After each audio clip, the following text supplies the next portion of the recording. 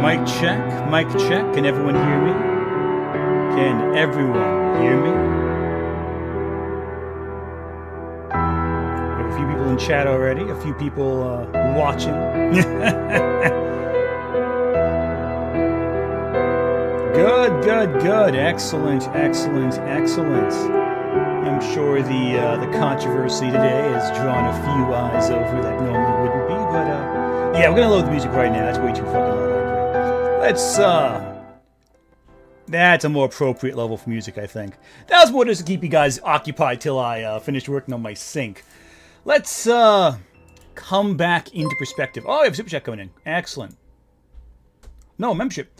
Oh, thank you, Jeff, for the 2 months membership. Where'd you find these fun people at? Well, I don't know. Wish I could tell you. I have no clue. They tend to find me. So, what are you gonna do? What are you gonna do?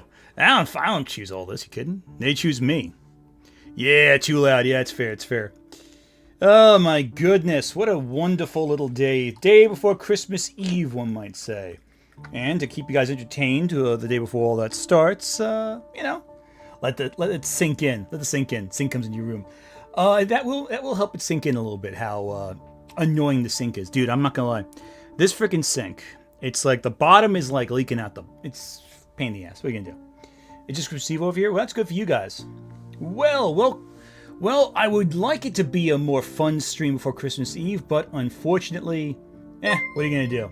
People start causing fights, you gotta respond, this, that, and the other. At Hermanita Rules super chatted $1.99.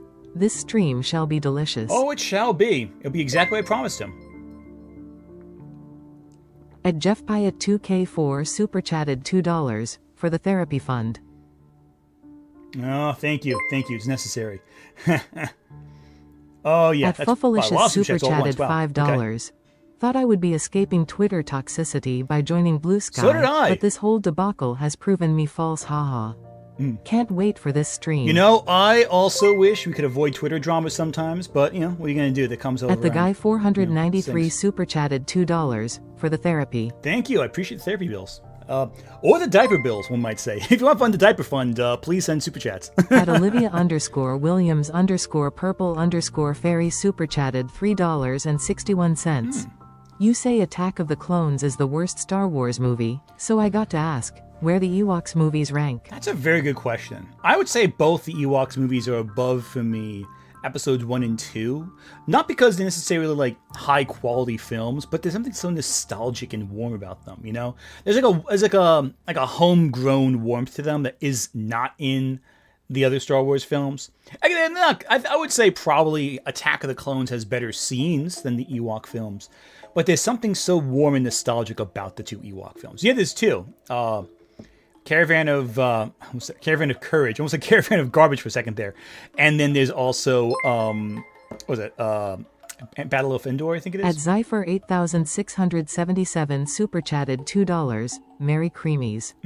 Happy Crisis. Merry Chrysler. Yeah, this is definitely crisis mode, one might say. But not At Gabe the GM super chatted $2.66. Happy Holidays, Aunt. Sorry about this dumb drama. It is very dumb. Especially when you know as much as I know, which thankfully you will all know soon enough. I'm not trying to beat around the bush here. I'm gonna get right to it, but I figured we could just get the ground begun. Wow, English. I better get the foundation established. I'm gonna tell you the story as I had it happen to me, and then we're gonna go on to phase 2, which is look at this guy's videos in the first place. And yes, I do have them archived, but I didn't personally archive them. Someone else did a very long time ago, so I don't actually have to worry about saying, oh, I downloaded them in advance thinking you private your channel. No, someone else did that a very long time ago, apparently. So it all works out pretty nicely for me. And he was never going to actually do much by privating them anyway. At Maryland 614 super chatted $2.01. Merry non-denominational secular holiday day, laughing face. A Life Day. Happy Life Day for the Star Wars fans, of which I'm sure some are in chat already. Yeah, Caravan of Garbage. Caravan of Garbage is a great series that the Mr. Sunday Movies puts out. That's a good show. I like that on YouTube. It's a pretty good one. They watch like a old movie every week, and it's pretty fun. Anyway, Anyway. So let's talk right now about the subject of today's video. HoneyCutt videos. A channel I was actually planning on discussing anyway. Yeah, that's the crazy part about this. I was going to talk with this guy anyway, before all the drama started, because I figured it would be a good conversation. So really, he changed nothing except speed up the process, which was already going to happen anyway. And you're probably wondering, why would I talk with this guy? Mainly because of this video right here. This it's hidden by chat. Let me hide the overlay for a second here. This video right here, the Red Letter Media Star Wars prequel critique video. It's got about 159,000 views. Pretty big video. When it came out, a lot of people tagged me in this video saying, hey, you gotta talk with us. This is a big deal. I figured, I'll get around to it eventually. It was in conversation with the Red Letter Media stuff. I might have clicked on it briefly during the Red Letter Media video a while back, just to analyze it briefly. I forget if I did it on stream or not, but ultimately I was like, okay, whatever. It's a video. Who cares? I'll get around to it. At the man with Applin 7678 super chatted $5. Did you get tricked into thinking the Red Letter Media video was constructive criticism too? I thought initially it was. I didn't finish it, I'll be honest with you. So I haven't finished the video. But I know enough to know what to expect. I also know there's now another video on here that I'm a little curious about. Now, if you look at this channel, you know something really quickly. The guy seems to be very focused on Star Wars. Even though he only has about, 13 videos up? About, let's see, 1, 2, 3, 4, 5. About 5 of them are all Star Wars related. And the other 1, 2, I guess kind of Kingdom Hearts 2, 3, 4 are Final Fantasy Kingdom Hearts related. There's a Fantasia one, 2 Angel videos, and a Satoshi Kon video, which looks to me like an AMV kind of thing. It looks like it's only 4 minutes long music. So yeah, that's interesting to me. So he's very much a Star Wars YouTuber to some extent. He's done in ratio of videos to whatever more Star Wars videos than I have in terms of pure amount. And so I looked at this guy's video. I was going to go, okay, I'll take a look at it eventually. No big deal. When I get to it. No rush. On a slow day. However, then I became aware increasingly of a certain other channel. A certain other channel who kept popping up on my feed a little bit. And I'm wondering, well, who is this guy? This guy kept responding to different posts of mine for the last, I'd say, we'll go with the earliest post first. This is the earliest post I became aware of, but I only was reminded of it recently. This is actually in regards to my Red Letter Media stream a while back. And so we have here, I'll read it out right now. It's a guy named Benjamin HoneyCutt. So I'll be calling HoneyCutt Ben from here on out. At 5:58:15 in this Ant guy's video, he starts crashing out about Star Wars in 66 seconds. Oh, Oedipus pronunciation joke. I still don't get why everyone is missing that it's riffing on Plinkett himself, mispronouncing words on purpose. And it's he tweets himself, quoting himself, talking about a joke he thinks Mr. Plinkett's making. Now, is it a joke? I don't know. Could be. Could be a joke. May not be a joke. I don't really know. But a point like this, I don't really care. It's whatever. He's allowed to say what he wants. That's cool. And again, if I'm wrong, I'm wrong. So who cares, That's the thing. I don't care if you point out that I'm incorrect about something or don't know something. If I don't know something, I don't know something. That's it, But, yeah. So that was it for a while. And I kind of forgot about it. Then, a few weeks back, we get another post. Let me bring this up real quick. I'm going to scroll through his Blue Sky to find the message in question. I should have had it out beforehand, but what are you going to do? All right. I have to go really far back. Wow. Okay. So, a lot of posts with this femto guy. Interesting. That'll be relevant later on, I'm sure. Let's go through his feed real quick together, shall we? 13 days ago. It was about 15 days ago, right? Yeah, right about here. Interesting. So, This was around the time of the Tactical Templar stream, which again, not my strongest moment. Huh. Okay, we'll come back to this one. Right here. Anthony Gumulya is the... no, I'm going to go right here. Let me get this right here. Everyone can see? Good. So he posts this thing right here in response to the whole Tactical Templar controversy. Now, for those who don't know, a couple weeks ago I debated Tactical Templar on stream.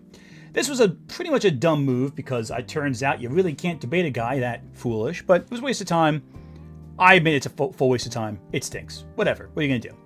His response, however, to the whole controversy was, Anthony Gumulya is the apotheosis, wow, English, I can pronounce it, of the video essayist. He is a blight on the medium. He fumbles every single point he tries to make. His editing process weakens every single point he tries to make. I will say this, if you do want to make a grand statement about how terrible I am, it's best not to repeat the same sentence structure twice, but yeah, what are you going to do? I do it all the time, so I can't even make fun of you for it. We'll get back to as to what he has in terms of an issue with my editing style in a second, because that's actually very interesting. So, right here. Also, if you ever see him try to defend Disney's Star Wars, bear in mind that he's a shareholder in the Walt Disney Company. I'll give him this. Watching his video essays did help me realize a lot of the things I've since tried to avoid in my newer work. The exasperation I got from seeing him just add text on screen to explain things that he neglected to add to his actual script, to say out loud, is one reason why I take so much longer now to redraft and do video editing before I record any of my voiceover. So, let's break this down a bit here. First off, I'm not a Disney shareholder. That's the first thing. And I actually did respond to him at this time saying, hey buddy, I don't really get involved with criticism of my work, but that's incorrect. What he's referring to, of course, is a tweet from a few years ago where I mentioned in response to critical drinkers spreading misinformation about Disney Plus saying, hey, as a Disney shareholder, this is incorrect. And at the time, I was a Disney shareholder. However, I also wasn't I wasn't also a YouTuber at the time. At the time, I owned 10 shares of Disney stock, which at the time amounted to about $1,000 of Disney. It was in a bit of a flux. It went up in value. I sold it, put that into a house, and never bought more stock from Disney since. The source of his information, apparently, I'm a Disney shareholder and thus have a vested interest in Disney's success, is based on a tweet where I had 10 shares of Disney stock. The key difference there is I was a Disney shareholder in that I had 10 shares of stock I bought at the pandemic when it was cheap. I bought it during the pandemic because all the stock prices were down. I made a decent amount of money on AMC stock especially because that went up in value quite a bit. But beyond that, I just bought some stocks and sold most of them so I could reinvest into ETFs and mutual funds. Mainly because ETFs and mutual funds, you don't have to watch every second of the day. Advice for anyone who wants to invest in the stock market, I recommend you invest in your safer stocks because unless you're involved in day trading or like you're a stockbroker, you're always going to be behind whatever everyone else knows and you're going to lose or gain money out of control. So there's no point. So that's step one. Already some misinformation.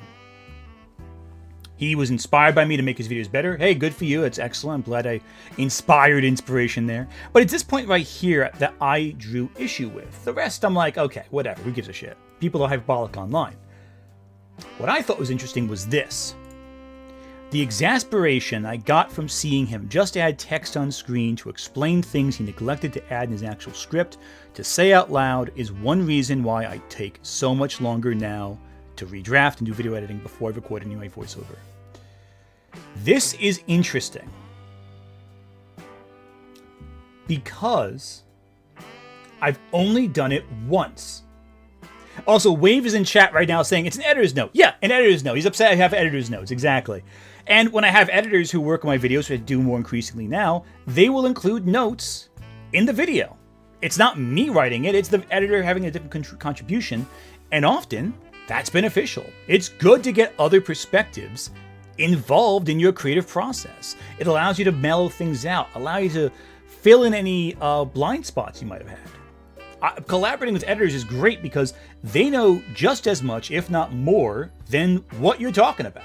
And so they can keep you honest and they can reinforce what you're trying to learn with good examples, or even better, think of an example for a subject matter you never thought at all in the first place. It's a great thing. Collaboration is a great tool to developing good work. But why does this stand out to me? Well, because I heard that comment before one place, with one video. The one place I included notes like that, because I've only done it really once. The YouTube video, your YouTube critics are lying to you video. And that's because I did the whole thing, from scripting to editing to publishing, in 3 days. And so to hide blanks in the script that I thought of as it went on, I added notes. These are not noteworthy because if you're watching the video, you can figure it out just nicely. If you're listening to the video without looking at visuals, you can follow along just nicely. The notes just contain extra information. That's it. So, why is it odd that he said this? Well, it's very simple. It's odd he said this because it was said once before by another group, specifically EFAP. Now, how did I address this? Well, at the time I did this. Now, notice something real closely right here, right? There is no... Are we buffering right now? Are we having a buffering issue? Okay, cool, awesome. Wasn't sure if we had a buffering issue there for a second. There is no mention of Ben here. I cropped out his name. I cropped it out. I didn't want to draw negative attention to this guy. Even if he was, saying this, that, and the other about me, even if he was being a complete jerk to me, I did not want to draw undue negative attention to him. So, here's my response. I think what I'm getting at is posts like this. My brain is, and this response to the thing I was having before about critics who were just kind of saying random stuff about me that didn't really attach itself to anything really specifically. So I said, I think what I'm getting at is posts like this. My brain initially reads this and goes, this is valid feedback that I need to take seriously. Until I step back and go, but it's not saying anything specific. And it's not saying anything specific. The fact is, from another video essayist gives me pause briefly, but like later on in this thread, it mentions I own Disney stock, which makes me a biased Disney Star Wars defender. But I sold my stock before making YouTube vids, help pay for my house. And I have always criticized Disney Star Wars. That's also true. I've constantly criticized Disney Star Wars. The only projects I've defended were The Last Jedi and Andor, which is also true. I haven't defended any Disney Star Wars projects, so it's odd you consider me a Disney Star Wars defender. I guess Skeleton Crew also, but I digress. Look, I know not every vid I make is fantastic. I have a weekly release schedule, a day job, and a son to raise. But I feel like it's a little odd how so many critics emerge who don't seem to watch my material. Instead, and this is the part that really pissed Ben off apparently, they echo comments EFAP made. Which, by the way, that post, it's an echo of EFAP. And it is. The comments they made about the notes is exactly what Rag said about my video in the EFAP video, about my YouTube Critics Lying to You video. I know that because it's the only place I've ever heard anyone say that. So right there, already a red flag. You're echoing what Rags says. And mind you, I'm not saying Rags is the worst critic in the world, but I am saying it's odd how that's who you echo. Especially when we figure out what else they said later. We'll get to that in a bit. And again, I think Mahler also said, I think the rest of the EFAP crew also said, but I know Rags definitely said at least once about me, and once about Skitty Bitty. I know that for a fact, because I did it on stream once. But that being said, though, but we're not dragging Rags into this. He's not really relevant to this story. What is relevant, though, is that Benny took offense to this. Benny took a lot of offense to me comparing him to EFAP. Now listen, I'm not saying that HoneyCutt videos is an EFAP fan. I'm not saying that at all. In fact, it sounds like he doesn't like EFAP all that much. But I am saying it's the same feedback. It's an echo. It's an echo. An echo does not necessarily mean you endorse the person who made it. It just means you're repeating a point they made. Which means they could have read it on Reddit. Maybe someone on Reddit said it. I mean, I don't fucking know. I don't follow Reddit. So, who knows, right? And, look. This got a little bit of attention. Oh yeah, there you go. Nimbus and Noah's there. It's cool. You know, it's a general, like, a decently well-accepted thread. You know, everyone kind of was like, yeah, that's fair. It's a little weird. And I got talking to other creators, too, going like, yeah, you know, we kind of always have to take, you know, feedback with a grain of salt. This, that, and the other, you know. Good faith criticism and all that. So, as far as I know, as of December 7th, that's the end of it. I don't tag him. I just screenshot without cutting his name out. There is no reason he should ever see this unless he dug through my posts. So I guess he dug through my posts, because now we get to this. This was, the 21st, so 2 days ago, at 9:47 p.m. He, for no reason whatsoever, decides to start an argument. This time, quote tweeting me to get my attention. Let me just bring up something real quick here. This is, again, apotheosis of the video essayist. This is going to be interesting right here. I want to come back to here. This will be relevant later on. Anyway, we'll get to that in a second. Benjamin here. So, what do you say, Benny? What's your response to my comment? Well, let's read it right now, shall we? Bit of advice if you're going to respond to criticisms made by an autistic person who has the best intentions of the neurodivergent community at heart. Don't insinuate they're a fan of the EFAP crowd and echoing anything anyone in that community has ever said. So right here we're seeing something. I don't know if he has autism. I don't care if he has autism. Doesn't matter to me if you have autism. But the first thing he brought up was he's autistic, and as an autistic person, it's a hate crime if I compare him to EFAP. Even though I'm sure half those guys are also autistic. So, hell, I was the guards of a group of people who called themselves autism. So, you know, it's like, listen. Already, a little weird, isn't it? You're bringing up this element of social justice in response to my indifferent, calm response.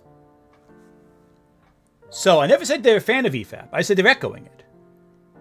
That's all I said. I said they're echoing a comment made by them. I never said you liked it, never said you enjoyed it, just an echo.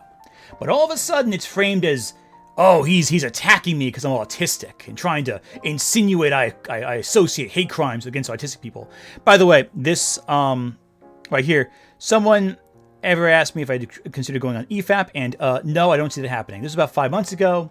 Like, I read his messages, I don't know.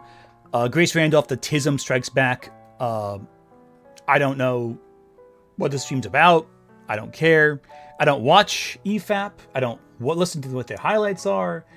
I would never have seen this. I would never have seen Benjamin's post about it. I would never have seen anything about this because I just don't care.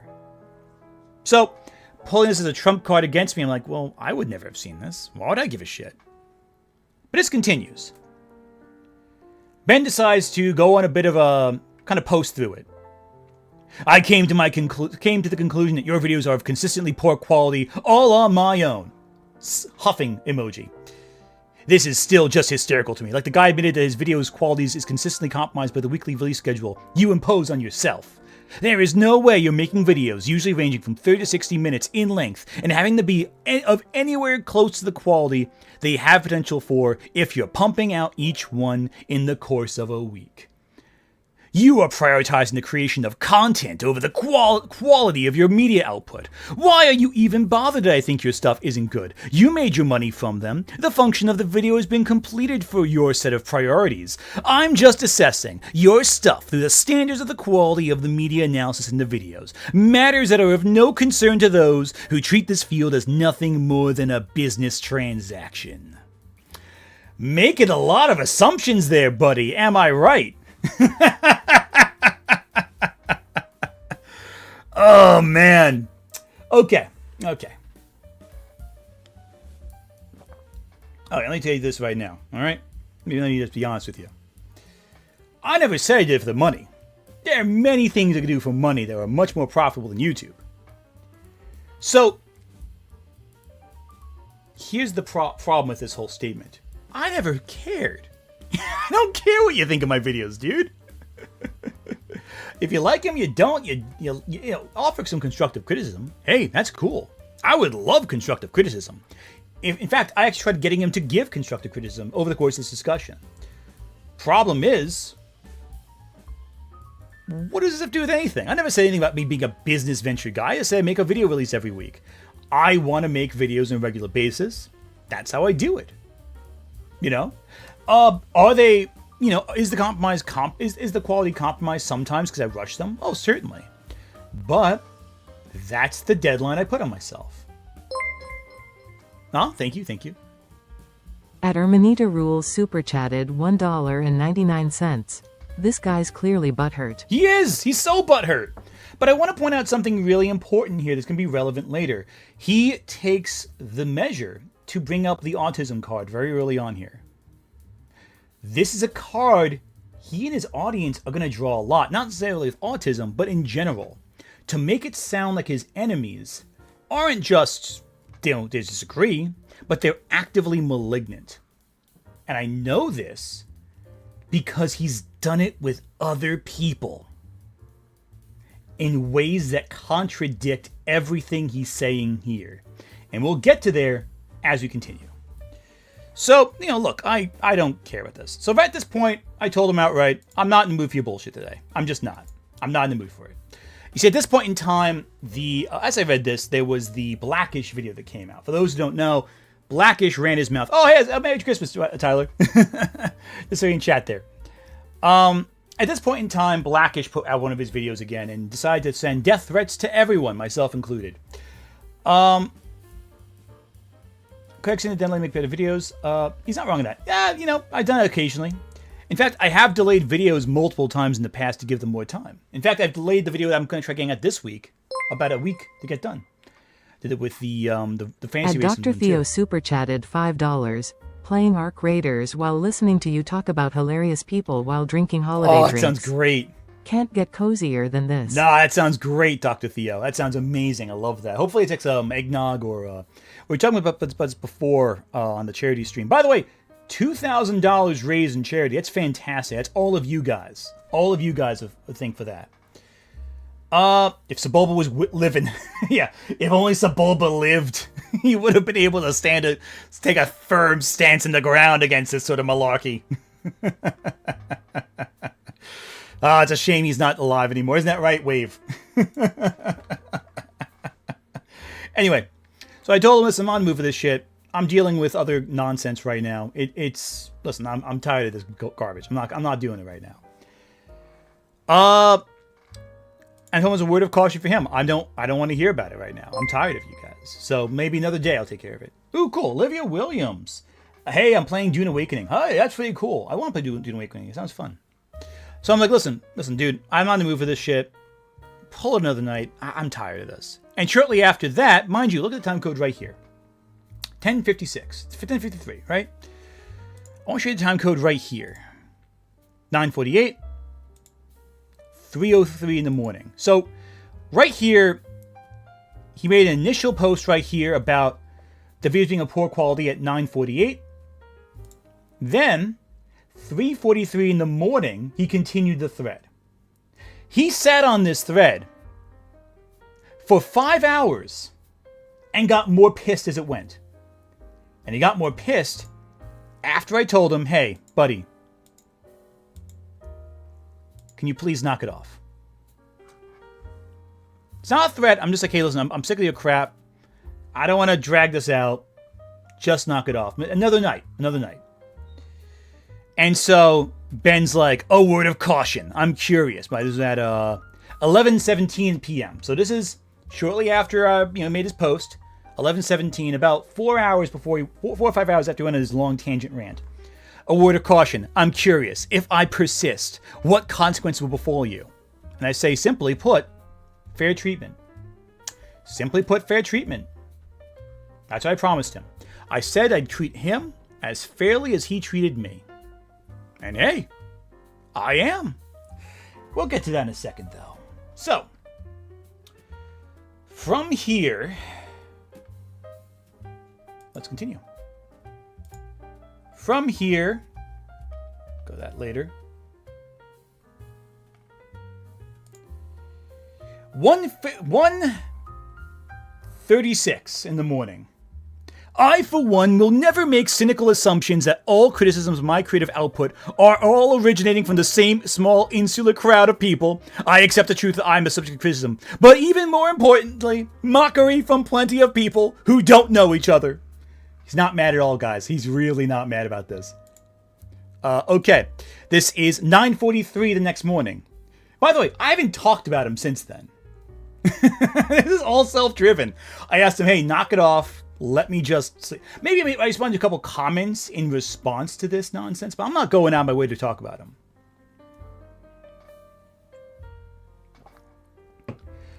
Actually, let me confirm that actually. Maybe make sure I didn't say anything else, because I want to make sure I'm being honest with you. Because unlike him, I'm transparent about my flaws. So let me double check to make sure I didn't say anything, if I forgot it or not. So I might have acknowledged that he was leaving comments in the first place, but I think it was... Oh, right here. Here's what I said. Okay, cool. Never mind. I did make one post. I quote retweeted it right here. So let me show you guys what I said. Just so in the interest of fairness. So I made 2 posts. So right here, we made a couple posts right here. Where do we start? Okay, so a lot of people started responding to me. So right here, let's start where we start with this whole thing. Cool. This was, what time was this? This was, okay, 9:56. This is the initial post made in response to it all. I'm also autistic. I have the best interest in the autistic community at heart, and the comment was exactly what EFAP was saying. Like, word for word, which it is. But if you want to come with a discussion of quality, I can always watch yours and offer constructive feedback. Which, hey, I can do. Benjamin right here responds at 11:14 p.m. that night too. You have heard the same criticism from 2 people then. That is what is happening. Multiple people dislike how your editing weakens your points that you try making in your arguments. That is what you are suspicious of. I'm like, do you really want to play this right now? This guy Femto here is interesting too. Play what? The game of conservatives rag on liberals so liberals can't be criticized? Like, okay. So, I'm not saying that. Again, a lot of these people going on and on and on. And they're saying they're parroting him. You know, whatever. Why do you care? I'll tell you why I care in a second. So we have right here, this fine little thing. This and the third. Response. I can't include me on the video. You can listen. I came to this. Say the same thing I basically say right here. Yeah, hey, how's it going, Starson? And again, this is like nothing. You know, this is not an important detail. Respond to a few comments here. This guy's right here. This way too online person. Okay, whatever. I don't know who he is. Retweet one that was retweet the video situation. Okay, so he responds, and 7:31 the next morning, I go, okay, let's look at your quality. Choose your best work. I will review it live on Tuesday. And in the interest of further fairness, choose one of mine that was made in the last 4 months to criticize, and live stream or record your reaction to it. I will even promote it on my channel if you want. And so the idea here is going, listen, time passed, you know, whatever, you know, listen, just choose a video you want me to review, since you said fair is fair, you know, and, you know, choose one of mine, you know, choose one of my videos, you can respond to it. And I'm figuring, okay, it'd be a fun way of discussing things. I can, yeah, it's all, so far, all of this is stupid. None of this matters.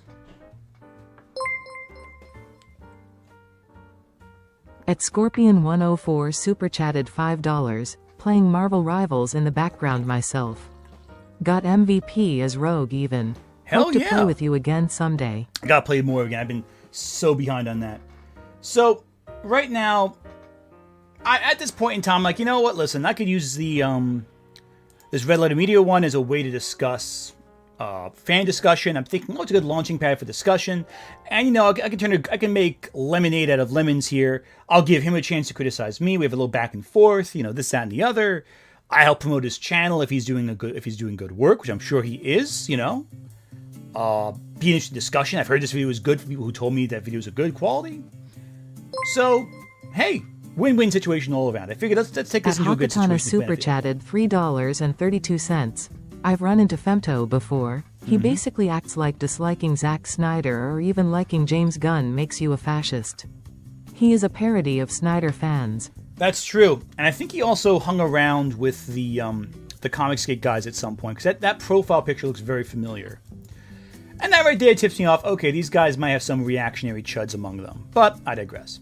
So I figure, hey, we can launch this into a conversation, be a good time, bury the hatchet in discussion of media, etc. You know, simply put, I figured let's take some lemons and make lemonade out of it. This could be a rough situation, or you can make it say, okay, listen, I'll watch one of your things, you watch one of my things, and we go have a little bit of a discussion. That's cool. This worked with Manga Common. We had a back and forth then, and we discussed each other's work, and then we talked it out. It was fine. So I'm thinking, okay, hey, we can make this work. We can make it work. And then he privates every single video he made. He has since deleted this post, but I have not. I now present to you the message that accompanied him privating the video, of course screenshotted after he changed his mind. HoneyCutt videos. Some YouTuber named Anthony Gramuglia is really mad at me on Blue Sky for saying I thought his videos were bad. Which I wasn't. I was just annoyed that you were annoying me at that particular point in time, but whatever. So now he's threatening to do a live stream reacting to one of my videos. He, of course, ignores the fact I said, hey, let's rip one of my videos apart too. It'll be fun, back and forth. I'm having to private everything on my channel until he calms down. First off, I'm not upset. He was the one who went on a 3 a.m. tirade about why I'm so terrible, you know? I'm like, okay, well, just here you go. You can even see in the post right here. All right, let's look at your quality then. Very calm, very collected. Let's keep reading. I wasn't adding him or harassing him. I was literally just posting on my page. But he name searches himself and has a very thin skin. Oh, actually, it ended my feed first off. Also, I didn't name search you. You quote tweeted me. Okay, not that one. Sorry. You quote tweeted. Wait, right there. You quote tweeted me right here. Where are you? Are you actively deleting this in real time? Oh, right here. No. Right here. So that wasn't it right there. That was the original one. Let's see right here. Where is it? Hang on a second. Where is the freaking post? Here you go. Right here. Right here. So he quote tweeted me right here. And he tagged me. So yeah. He did tag me with his response. I would never have seen this if you didn't tag me directly. I also don't like the idea of him getting to monetize his animosity towards me by live streaming a viewing of my videos to make fun of me, which is another reason for the privating at the time being. First off, buddy, I was never going to make fun of you.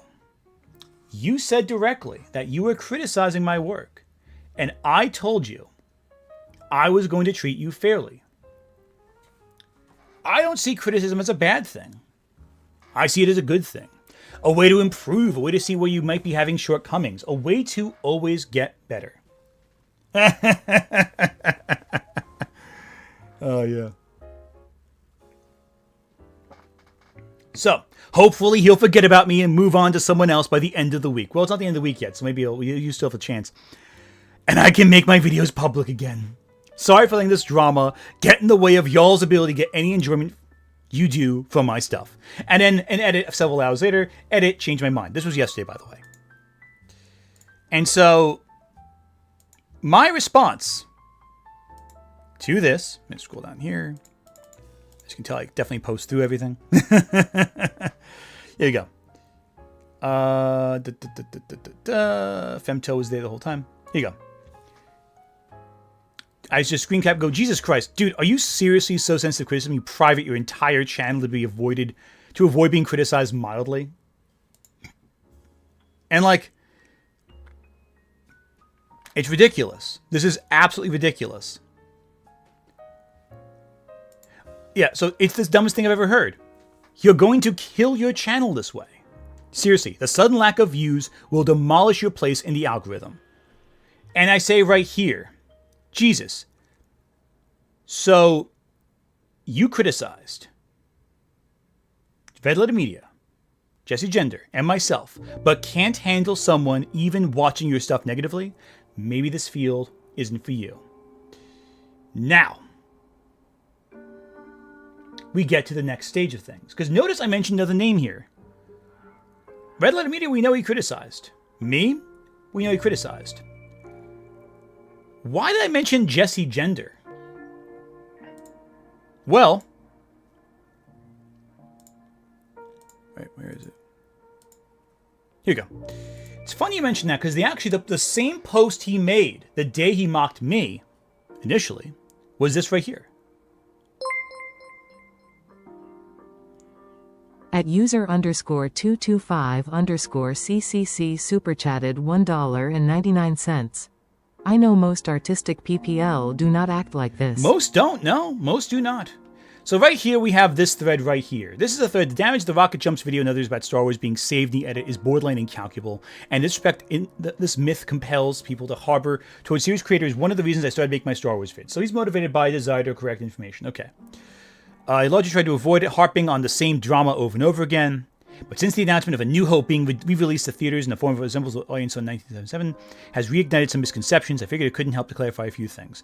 A while ago, YouTubers Jesse Gender and Aronach made a very long hit piece on George Lucas that trafficked the saved in the edit myth. This includes referring to Lucas almost exclusively as Marcia's ex-husband in several sections, and getting very salty that a 20-minute documentary that mostly talked about the kinetic energy George imbued in how he filmed the space dogfights didn't mention Marcia. Jesse Gender and Aronach then claimed that the revisions Lucas made to the films from the 1997 onward were done with the primary motive of cheating Marcia Lucas out of continuing to get residuals for the film. Every time I see someone make this claim, the first question is, without exception, what their source is. No one has ever been able to answer that question. The reason why no one can ever answer this question is because there is no source, because it's a statement made with no basis in reality. It's a basis so but divorced from reality that even in the Vice's documentary series Icons on Earth about the making of Star Wars, including Marcia Lucas herself, clarifying this rumor is ridiculous and untrue.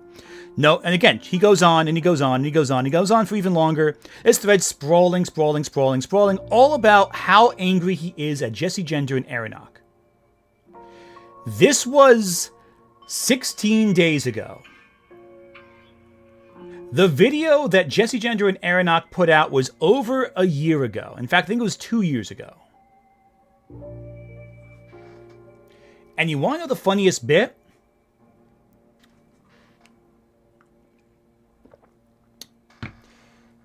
Around the same time, Jesse Gender reached out to me. We're friendly. And she was saying, hey, I noticed you having this, this back and forth with this guy, and she wanted to talk to me about it. And we talked about it, and I asked her, how much of this are you comfortable with me sharing on a live stream? And she's like, don't worry about it. It's fine. Whatever you feel like you want us to talk about, you can talk about. Because all that she was sharing with me was public information. Nothing she shared with me was private.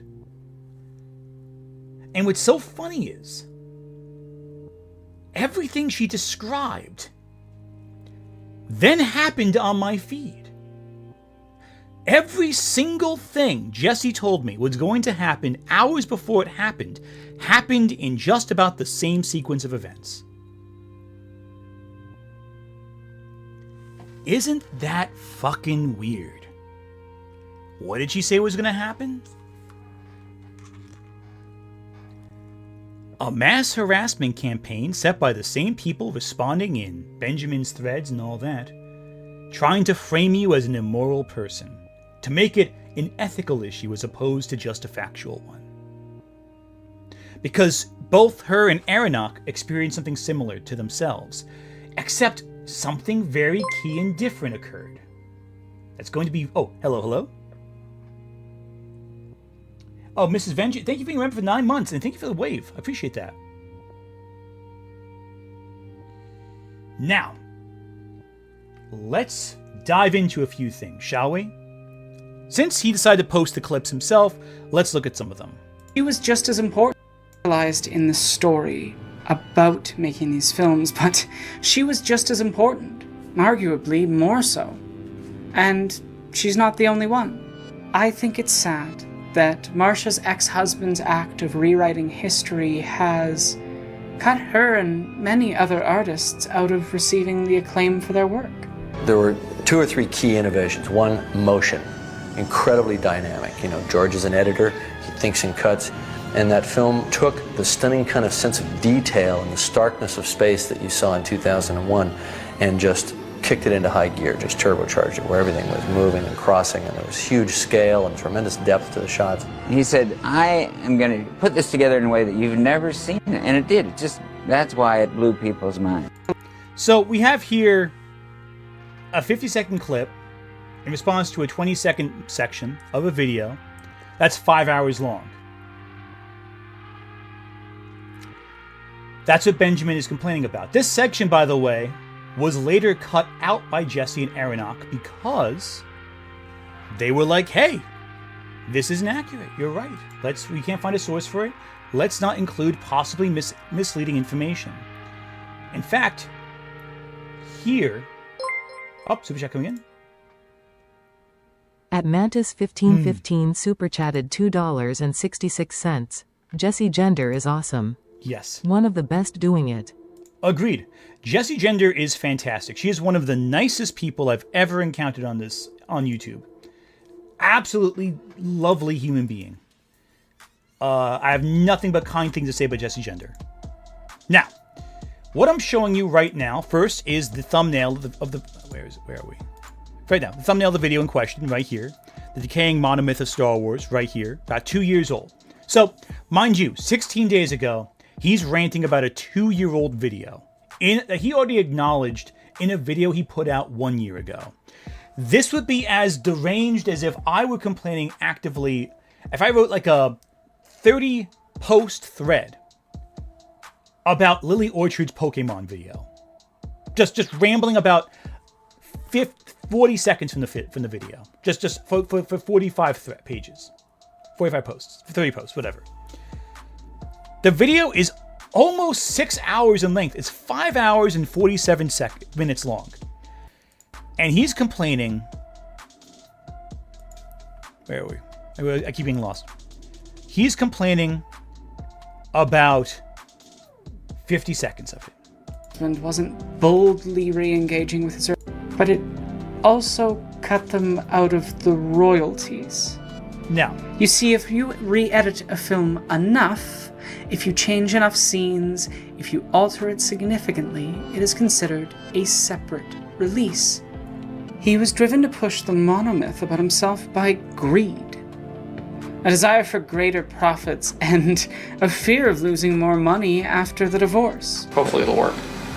Marcia's ex-husband wasn't boldly re-engaging with his earlier work to assert his great vision. He was just a pissed-off ex-husband who wanted to take some money away from his ex-wife. But it's worth noting that this spitefulness was stoked by capitalist desires and forces around him. And I had made the decision after Star Wars that I had certain goals in my private life. One was to be independent of Hollywood. The other one... Yeah, so again, it's a very specific point that's not essential to the argument they're making in the video, by the way. This is not a thing they build upon. It's not a point that is huge. But they believed it was misinformation. So, correction. This is a post made for the video. I'm going to read it verbatim. Correction. In the original version of this video, around 1 hour and 15 seconds in. So again, the clip was over an hour into the video. It wasn't even like a key point of the video. The editor character claimed that part of the reason George has re-edited the Star Wars trilogy for the special editions was to remove his ex-wife Marcia Lucas from earning royalties for the films. This claim was incorrect and has been since removed from the video. I sincerely apologize for sharing this debunked rumor and take full responsibility for including it. However, and this is a key point here, the broader point of that section was not about this specific claim, but rather about how Marcia's significant contributions as an editor, along with the many contributions of other collaborators in the original trilogy, have often been overshadowed to bolster the narrative of George Lucas as a singular auteur. This mythologization aligns with larger cultural narratives, like the Campbellian monomyth structure, and reinforces our culture's veneration of great men, typically cisgender straight white men. All that still stands. Additionally, it's worth noting that the documented issue of George Lucas not paying royalties to some of his collaborators, such as David Prowse, the body actor for Darth Vader, who reportedly did not receive royalties for Return of the Jedi. This speaks to a larger pattern of undervaluing the collective efforts behind these films. Thank you for understanding, and I apologize for the false claim in the original version of this video. So, Ben made a claim. Jesse and Aaron Corr listened, and they responded by removing the section but saying, listen, even though this section is inaccurate, it doesn't change the bigger point, which, as we established right here, is still stable with this point omitted.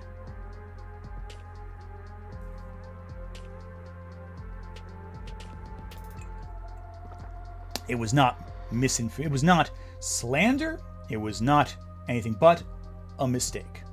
And they corrected it. In fact, they corrected it pretty early on in the video's life cycle because the mistake was pointed out to them. It was an honest error. And it's not even in the video anymore. And Ben, 16 days ago, ranted and raved to his audience about this same issue. So, and by saying this, he says, and keep in mind, most of this does not have to do with misinformation. This included referencing that George Lucas exclusively as Marcia's ex-husband in several sections, and getting very salty when a 20-minute documentary didn't mention Marcia. So it's not just the misinformation, it's their entire presentation of the narrative that George Lucas wasn't the sole person behind Star Wars' success. Ben is upset that Lucas isn't seen as the auteur who benefited Star Wars. It has nothing to do with one error in a video essay one time. Almost all of this thread has nothing to do with the rumor in question. It has everything to do with Lucas not being the core mastermind behind everything. And right here he continues, further, anyone who has actually compared the theatrical versions of the sequence Marcia was chiefly responsible for editing Star Wars for the revised version to see with their own eyes that her actual editing work was one of the things that was most preserved in every subsequent release. After I made my Red Letter Media video in which I called them out for being so dishonest, Jesse hastily cut the section where she and Aronach made this stupid claim of their video, and Jesse pinned apology comment, issuing a half-assed apology. Jesse and Aronach never bothered to clarify what their source for even espousing this claim was in the first place, and Aronach has never apologized for saying it. Further, her pitiful attempts to adhere to the notion that Lucas has a pattern of not paying royalties to some of his collaborators spurred me into uncovering that Lucas giving Leigh Brackett writing credit for Empire Strikes Back nettled her estate quite the pretty penny after her death. So she never got the fucking credit then. So Leigh didn't get the credit, did she? Or the money for it. Her family did after she was dead. Okay, that doesn't disprove their point. At Kazuki Obero super chatted $10. As a former film student, typically in filmmaking, when a particular element of the film is bad, the director blames the editor or with E. If it's good, then the director always takes credit for it. Exactly. So, basically, they made adjustments, said it didn't change the core of the argument, but they made the adjustments to remove the wrong information. He just didn't like the other information presented that wasn't so easy to prove fake. The fact that the video still holds up is a testament to Jesse and Aronach's quality. And here is where things get really fucked up. As many of you guys know, recently on Twitter, there was a controversy back and forth with me responding to someone. It was a whole big nonsense. In question, it was taking a message I said out of context and arguing that I was doing some transvestigating, I think it was that they were saying I did. The question in post was someone made a claim about someone's gender identity. I responded to this claim saying, well, what's your evidence for it? Why do you say this? To the person making the accusation. They admitted they were wrong, and that was the end of it for me. I was like, okay, well, there we go. No one didn't, they were wrong. That's it. Here's proof you were right, that you were wrong, person on the internet who I don't know. And that would be the end of it, normally. But then what happened is, That's so bizarre. And mind you, I'm going to show you right now proof that I immediately try to shut this down. So first and foremost, open link. Sadly, I can't. Let me get back. I'm going to get this image real quick. So I'm going to try getting the screen cap for the time zone as well. Time of this post as well. Now, mind you, this was the initial post. I got a bunch of comments all at once from about, by the way, after this. A ton of stuff. It's very bizarre. A ton of these comments. A lot from, by the way, this is one of the people, let me do this real quick. It's a lot of stuff. So, mind you, in regards to this particular person, they had posted this before in response to me. When I mentioned that they were harassing Jesse Gender, this person here, Queen Celeste, said Ben nor Dirge, so Ben being HoneyCutt, and Dirge being the other guy keeps popping up, we mentioned is a Snyder defender, never went after Jesse for being trans. In fact, Dirge pointed out to Ben that Rick Worley is a transphobe and J.K. Rowling, whatever. If that makes them far bigger trans allies than you will ever be in my book. And coming to my replies repeatedly is transphobia, by the way. And you can see right here, I say, I have no idea who you are. I don't know anything about you. I don't know who you are. You're in my feed. You respond to my posts. I don't know who you are. Person's nuts. Now, what ends up happening is they tag me. By the way, they also, this is this is 20 hours ago. This is the same day. This is like before. So yesterday, actually, this would be around. Response to the live stream. From the very beginning, this person's gunning to say, lots of people who support trans people ends up putting a flag in their bio, getting upset with not wanting to be targeted by Disney cultists and his fans. It's crazy him and his fans forget this started because he hung with a Nazi. Again, it's ridiculous. So again, we're getting evidence right here. This person, pretty early on, wants to frame me as transphobic. This is back almost a full day before they do this. And this is where the whole thing gets very slimy. And it's exactly what Jesse Gender predicted would happen. And I wanted to see it play out to prove it. 9:20 p.m. last night. You're going to say something like this. So, by the way, she blocked this. I can't see what she's talking about. I can't see the post from her post. You're gonna say something about your followers apparently accusing a trans woman of faking it right in your replies, or I don't know who this person is. All of a sudden this comes out. I'm like, who is this person? So I reach out to them. By the way, 9:20. Look at the time code. Where are we? I keep getting lost in the sauce here. Where was it? Hang on. Cool. Right here. That's right. Oh, that's right. So I don't see it for a bit. 9:47. I come back on and I say, okay, well, I'm looking at it going, what evidence do you have? To the person who has since deleted the post. So as you can see, to an average person, the average person sees a blocked post and responds to a deleted post.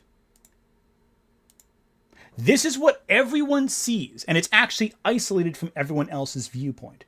They can't see me directly ask, what evidence do you have? Why would you say this? Instead, she frames it as me humoring the idea that someone would question her gender identity to discredit me.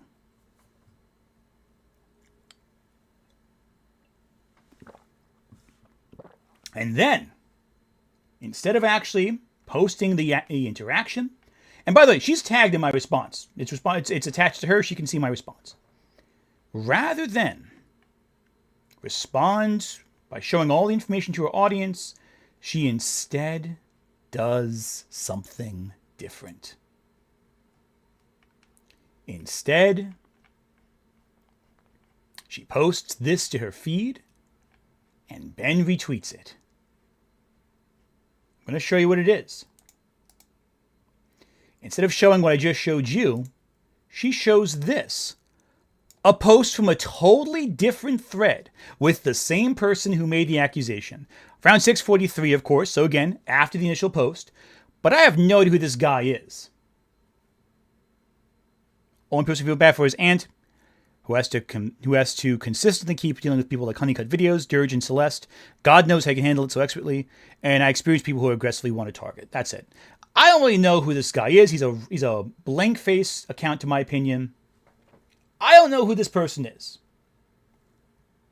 If you have no profile picture on a social media site, I'm not going to know who you are. I'm sorry. Just not. I'm not going to remember you 5 seconds after talking to you. However, she posts 10:05 p.m. after all the dust is settled and all the conflict has been resolved. This. These guys are two-faced pieces of shit, claim to be huge trans allies, and then we run a slander campaign on a trans woman for disagreeing with her. That's the controversy. That's it. That's the whole thing. I just showed you everything. That's all you need to know.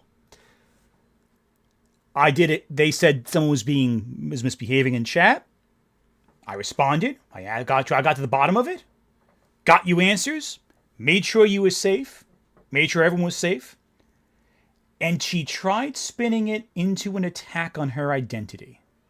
Now, is there more to the story? Yeah. Unfortunately, there's hundreds and hundreds of posts responding to all this nonsense, so a lot of it is stupid. But all of it comes from the basis of ignoring the evidence in question.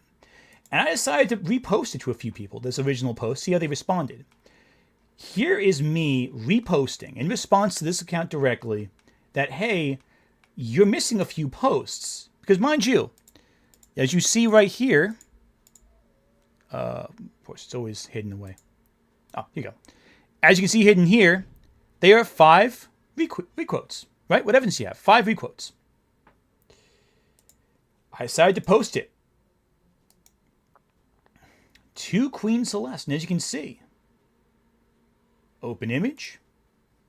As you can see, almost all of these occasions, despite all the parties involved being tagged, they refused to engage. They refused to engage with it. Meaning, they deliberately ignored evidence to the contrary of their narrative to run the narrative anyway.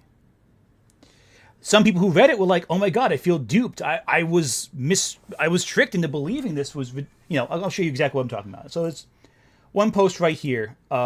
This is a person who honestly thought that I was doing something terrible and responded fairly. I'm like, hey, this is my first response to the whole thing. It's like, wow, I wouldn't mean anything. I apologize for potentially misreading it. I feel like it read a certain way initially, but I'm more willing to say that I was wrong. That's the best way of doing it. You're presented with more information and you change your mind.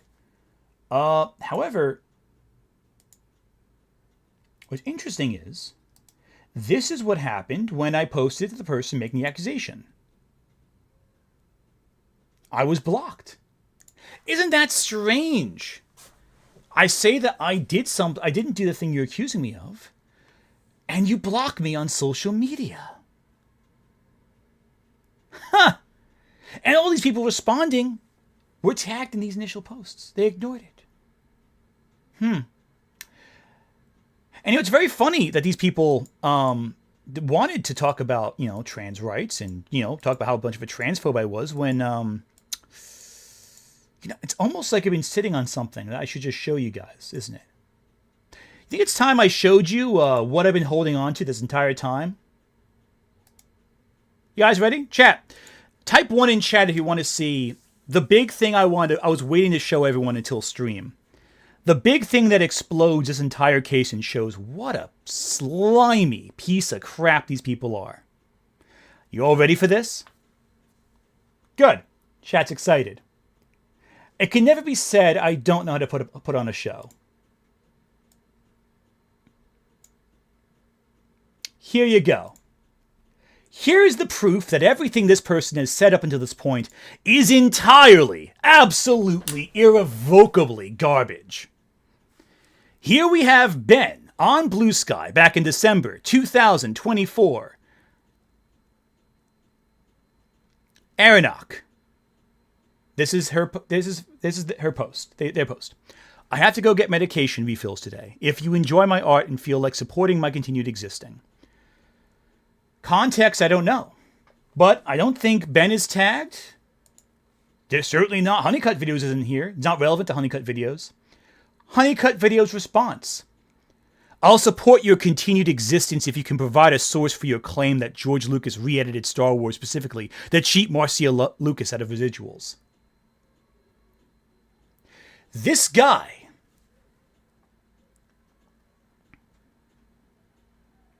does not care about trans people.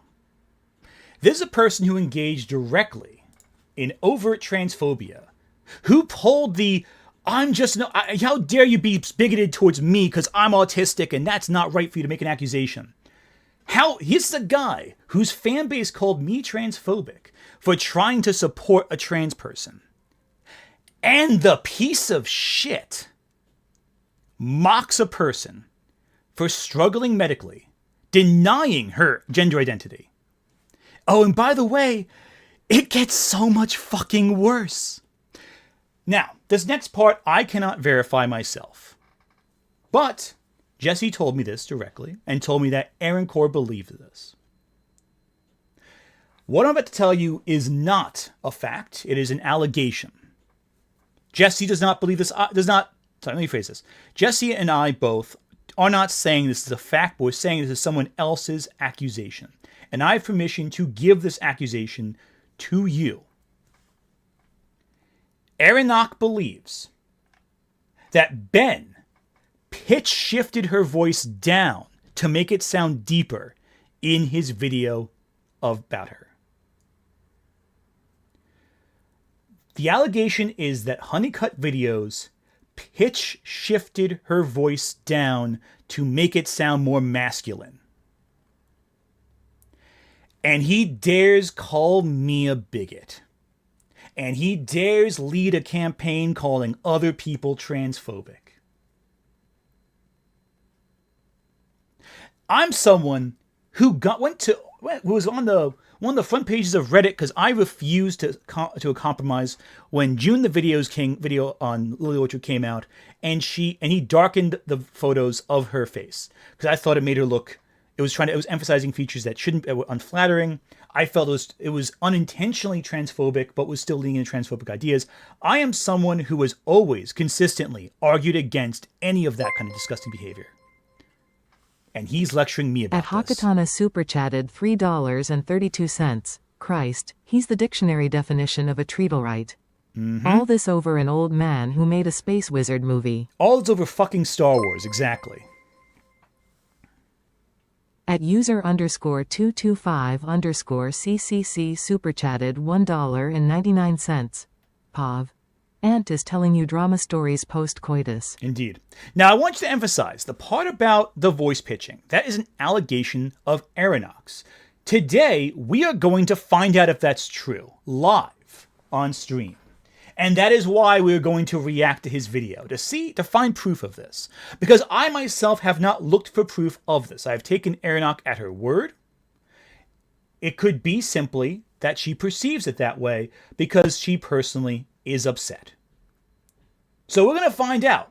That's the allegation. We are going to find evidence in favor of it or against it. However, none of this changes this message that Ben made. None of this changes that both Jesse and Aronach received multitudes and multitudes of negative hate comments, many of which continue long after the video was changed and edited, which is, by the way, over a year ago. By the way, this right here was already months and months after they edited the video out. That is simply insanity. He prolonged multiple months of hate. Now, mind you, if I'm wrong, well, let me rephrase that. If Aronach's wrong, then it was because she was emotionally compromised in the process. Both of us acknowledged there is a chance that this is not accurate. However, I think it's still valuable to go through the video regardless to make sure we see what contemptuous, heinous way he abused his platform to target creators who disagreed with them. Yeah, this is drama night. Because this is not simply about me. I don't care about me. You insult me, I don't give a crap. What I care about is you using your platform. And you do have a platform. Even though you have only 3,000 subs, your videos have reached hundreds of thousands of people. At Cloud Parade Super Chatted $2. This entire story has been wild to hear NGL. Yeah, right? I told you it was going to be a good story. I told you it's a good story. And it is a good story. It's a good story. It's a good story, has a good ending. And the ending is we expose someone who was hidden behind an audience, hidden behind legitimate criticism to target people he does not like in order to elevate his own station. Because every good person on the internet knows that to succeed, you need an enemy. And Jesse and Aronach have apologized. They don't want this drama. They want to just go on doing their thing. They don't want this. But both of them gave me permission to proceed. And so I will. Both of them trusted me to talk about this. And I appreciate that trust. I really do. They are very kind people, both of them. I am not. I am a vindictive person who, when I see someone do something terrible, I think should be brought out into the sun. And that's what we're going to do. So, I hope I've proven to you so far that we have a basis.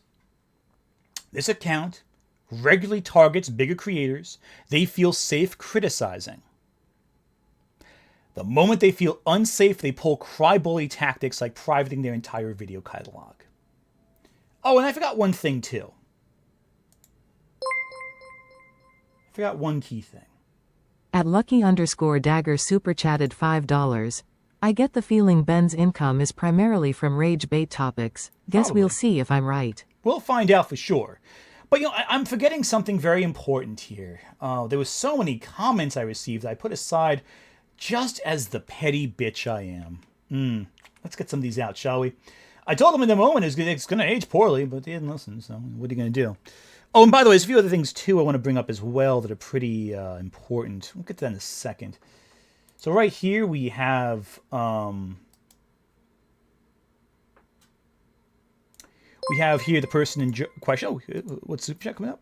Oh, no, yeah, Super Chat. It's a, thank you for being a member for 3 months. Ant is out for blood vengeance. Remind me to never piss you off. Yeah, people say that a lot. People say that a lot. I'm a very kind person until you piss me off. Because he has led a harassment campaign, because people have a lot of respect for it. It's responded to Jesse Gender. I'm alluding to what I know. At this point, I know everything. I know everything I've just told you at this point in time. But I haven't said anything yet.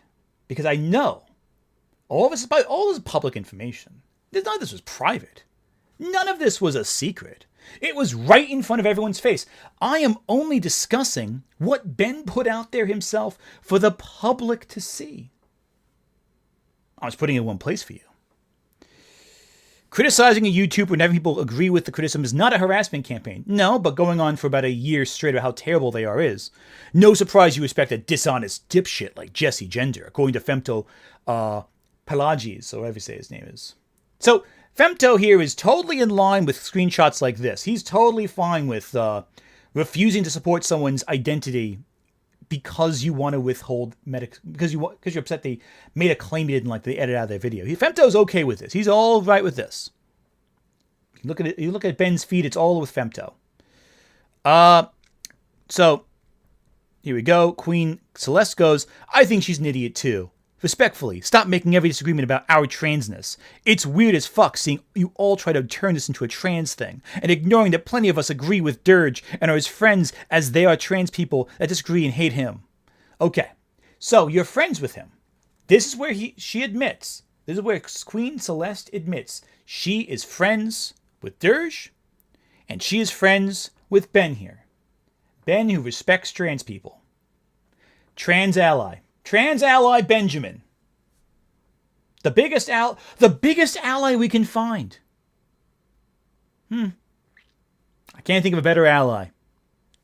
Good going, buddy. What a good friend. What a good ally he is. What a kind-hearted friend. By the way, there were a lot of friends of Ben I saw in my feed. A lot of them commenting on every post I made. You know, it's funny. What were their names? Let me bring up one of them. Oh, what was his name? Oh, what was his name? Ooh, hey, it was this aged badly, I think, right here. It is pretty aged badly there. What else you got here? This is aged pretty badly here, I'm pretty sure. Oh, this one I was holding on till later. At Yokai Lover 699 super chatted $5. Just want to wish you and yours a happy holidays. Oh, thank you, Beer thank you. mugs. Ah, thank you. Also, Kyla T got on the action too. Very entertaining. I know dear old ex-friend of the channel has also responded, trying to jump in on the drama. Didn't work out too well. As you can see very clearly here, there was simply not enough to go around. Oh my goodness, where were you? I've got all these things right here all saved up. Waiting. It's Disney stock, it's not important. Oh, yeah, I'm looking in the wrong spot. That's what I'm doing. Hang on, I'm looking in the wrong place. My apologies. Here we go. Yeah, this is what I was talking about. So right here we have this guy named Josh. 86 followers, 122 following. No posts. Isn't that strange?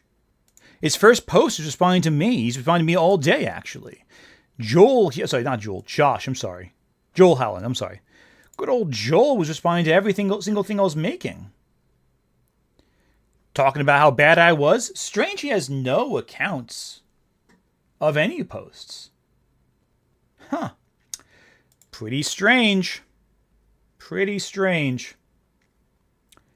Unless, of course, this might be a hypothetical thing. I don't think Joel exists. In fact, I don't even think 1/10 of the people who were commenting on my videos exist. I think almost all of them were bots or freaking sock puppet accounts. There were some legitimate people who responded to feedback and engaged humanly, but so many others just refused to acknowledge things. Now, am I saying that Ben has hundreds of sock puppet accounts that he happens to use on a regular basis to make himself sound more important than he really is? Maybe. Maybe he has a big Discord. Who really knows? I don't fucking know. But I know it's pretty strange. And all of a sudden, I talk to a guy with seemingly no platform and hundreds of people within seconds respond to me. Just seems kind of strange. Guy gets on average 16 likes a post and there's hundreds of people out to defend him.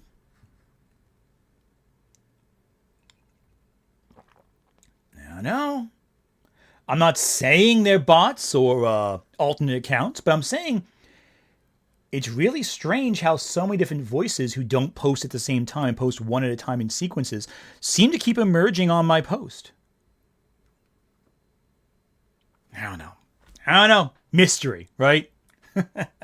Now, what I'm going to do right here to investigate this properly, to see if Aaron Core's claim is accurate, we're going to bring up the original video. Now, mind you, even if it's not true, none of this changes the fact that all of this is pretty freaking suspicious. All of this is weird, isn't it? I think so. Now, let's bring this up real quick here, shall we? Let's take a look right here. Before we watch the rest of the video, let's actually see if this claim is accurate before we progress too far. Where are we? Right here, perfect.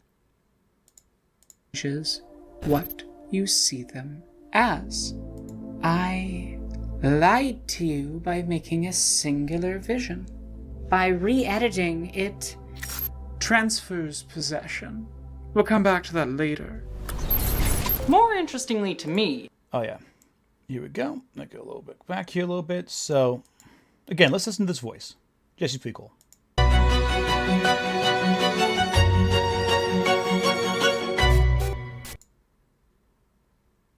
This isn't even a commentary on the quality of each choice of whether Han shot first or not. While some may argue which would be better to show off Han as a character... By the way, it's not even the most watched part of the video. Look at it, it's not even close to the most watched part of the video.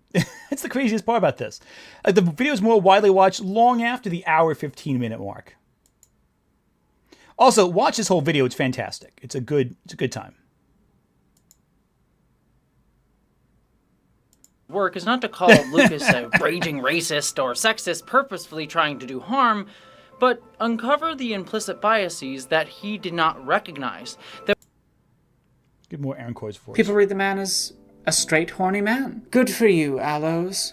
If it's of food... Aaron Coy's a very nice voice. Okay, let's go to this right here. Here is how... Also cut them out of the royalties. You see, if you re-edit a film enough, if you change enough scenes, food, he's hungry. Context and collision of ideas in... If you alter it significantly, it is considered a separate release. It does sound deeper. It does sound deeper.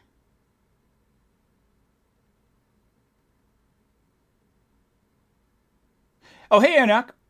Oh, Aronok's in chat. Oh, hey, what's going on? It was the second one. The second video. Okay, thank you so much. I'm sorry about that. So, okay, so first off, Aronok in chat. Just heard you there. I'm so sorry. Okay, so Aronok, thank you so much for coming in chat real quick. Actually, you can answer the question real fast.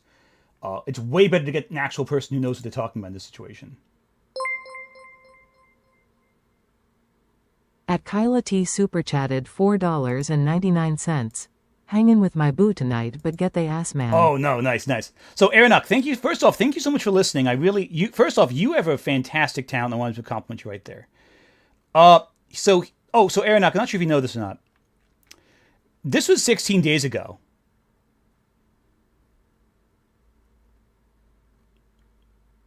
Uh, 16 days ago he did this shit. He pulled this drama back 16 days ago. Over 2 years after your video came out, he was pulling shit about you on Blue Sky without tagging you with anything like that, where he went on multiple long threads criticizing you. He posted this video, and it sounds like, to me, a little bit pitch shift. It sounds... I'm not sure if he slowed it down or not, though. It might be the fact that Marsha's ex-husband's act of rewriting history has cut her and many other artists out of receiving the acclaim for their work. Art is necessary for it. Just as with Joseph Campbell's monomyth, editing was taken by Hollywood and made ubiquitous. It does sound edited. It does sound slightly like the voice is edited, slightly. I'm not sure if it's slowed down or slightly a different pitch, but it does sound like the audio is changed in some way. That could be it too. Yeah, it's much slower. So Ben clearly slowed the video clip. He clearly slowed it down. It is... No, Aronok, I understand, and I'm very sorry for dragging this old drama up for you. I've apologized deeply. It really sucks. It really sucks. So I'm hoping what we accomplish with this stream is that we can find a way to expose people who do this kind of stuff so that this doesn't spread like wildfire again. Because this is awful. What he's doing is heinous, in my opinion. Your voice is definitely edited. There's definitely an edit there. I'm not sure if it's a consequence of being slowed down or what, but he slowed it down, and the audio is a pitch deeper. That fit rocks though. I'm not gonna lie. And Aronok, you are fantastic. Your work was incredible, and I think you deserve your flowers. Quite frankly, you deserve all the credit, and Jesse too. Yeah. Yeah, he shifted something. It's very slight, but it's there. It's not enough to be super noticeable, but it does sound slightly deeper. I would like... Okay, I'm going to read what Aronok said right now, so everyone in chat hears this. I would just ask that people don't harass him, just ignore him, and if anyone is harassing him, it isn't in my name. Absolutely. Do not harass Ben. I think you shouldn't even acknowledge Ben after this. This, in my opinion, should be a closing bell on Ben. By the time we're done with this stream, that should be it for this guy. I don't think he deserves to be acknowledged because he shouldn't be. This is someone who feeds on negative attention by taking down other people down. He has nothing to contribute. He gets his biggest hits from attacking other people. I think you should celebrate Aronok, Jesse Gender. Both of them are fantastic. Follow their work. Get with them. Follow the people who he criticizes. See what they say. See what they do. See what they put out. Because that is much more valuable of a source of your time. The intention here is not to make a new locale or anything like that. That's not what we're about. We're here to point out a bad actor in the video essayist sphere and say, listen, do not listen to this guy. He is not a trustworthy source of information. He is harassing creators with the sole intent of elevating himself above them.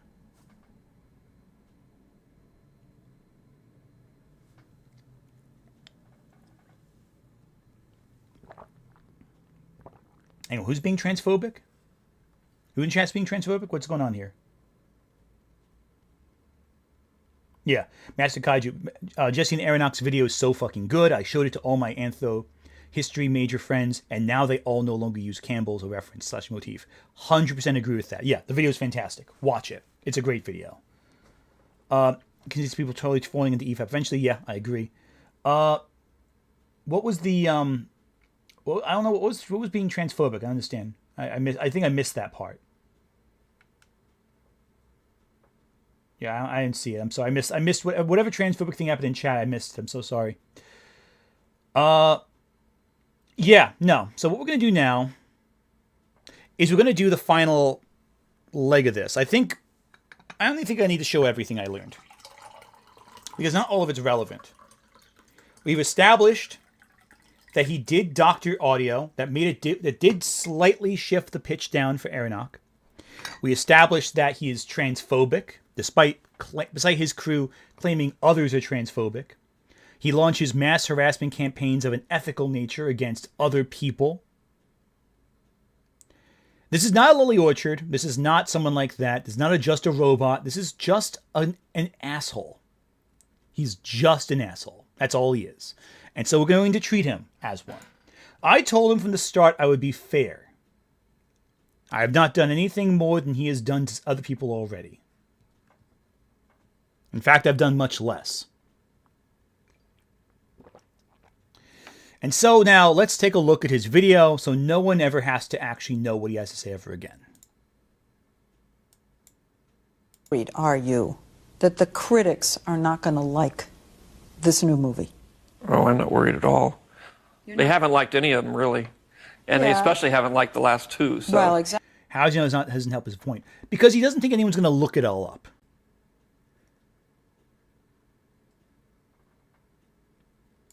Hey, I mean, it can't get any worse.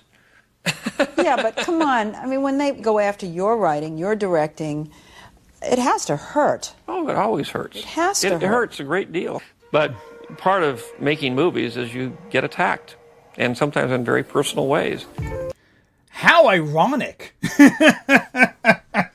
How ironic, get attacked in personal ways. Can't think of any way you've done that. This video was a guideline on how to attack people. And by the way, just keep that in mind. He's expressing empathy towards George Lucas and saying he didn't deserve to get attacked. He didn't deserve to get criticized. And then we include what comes next. Then we see what he's done in real life. Really puts things in perspective, doesn't it?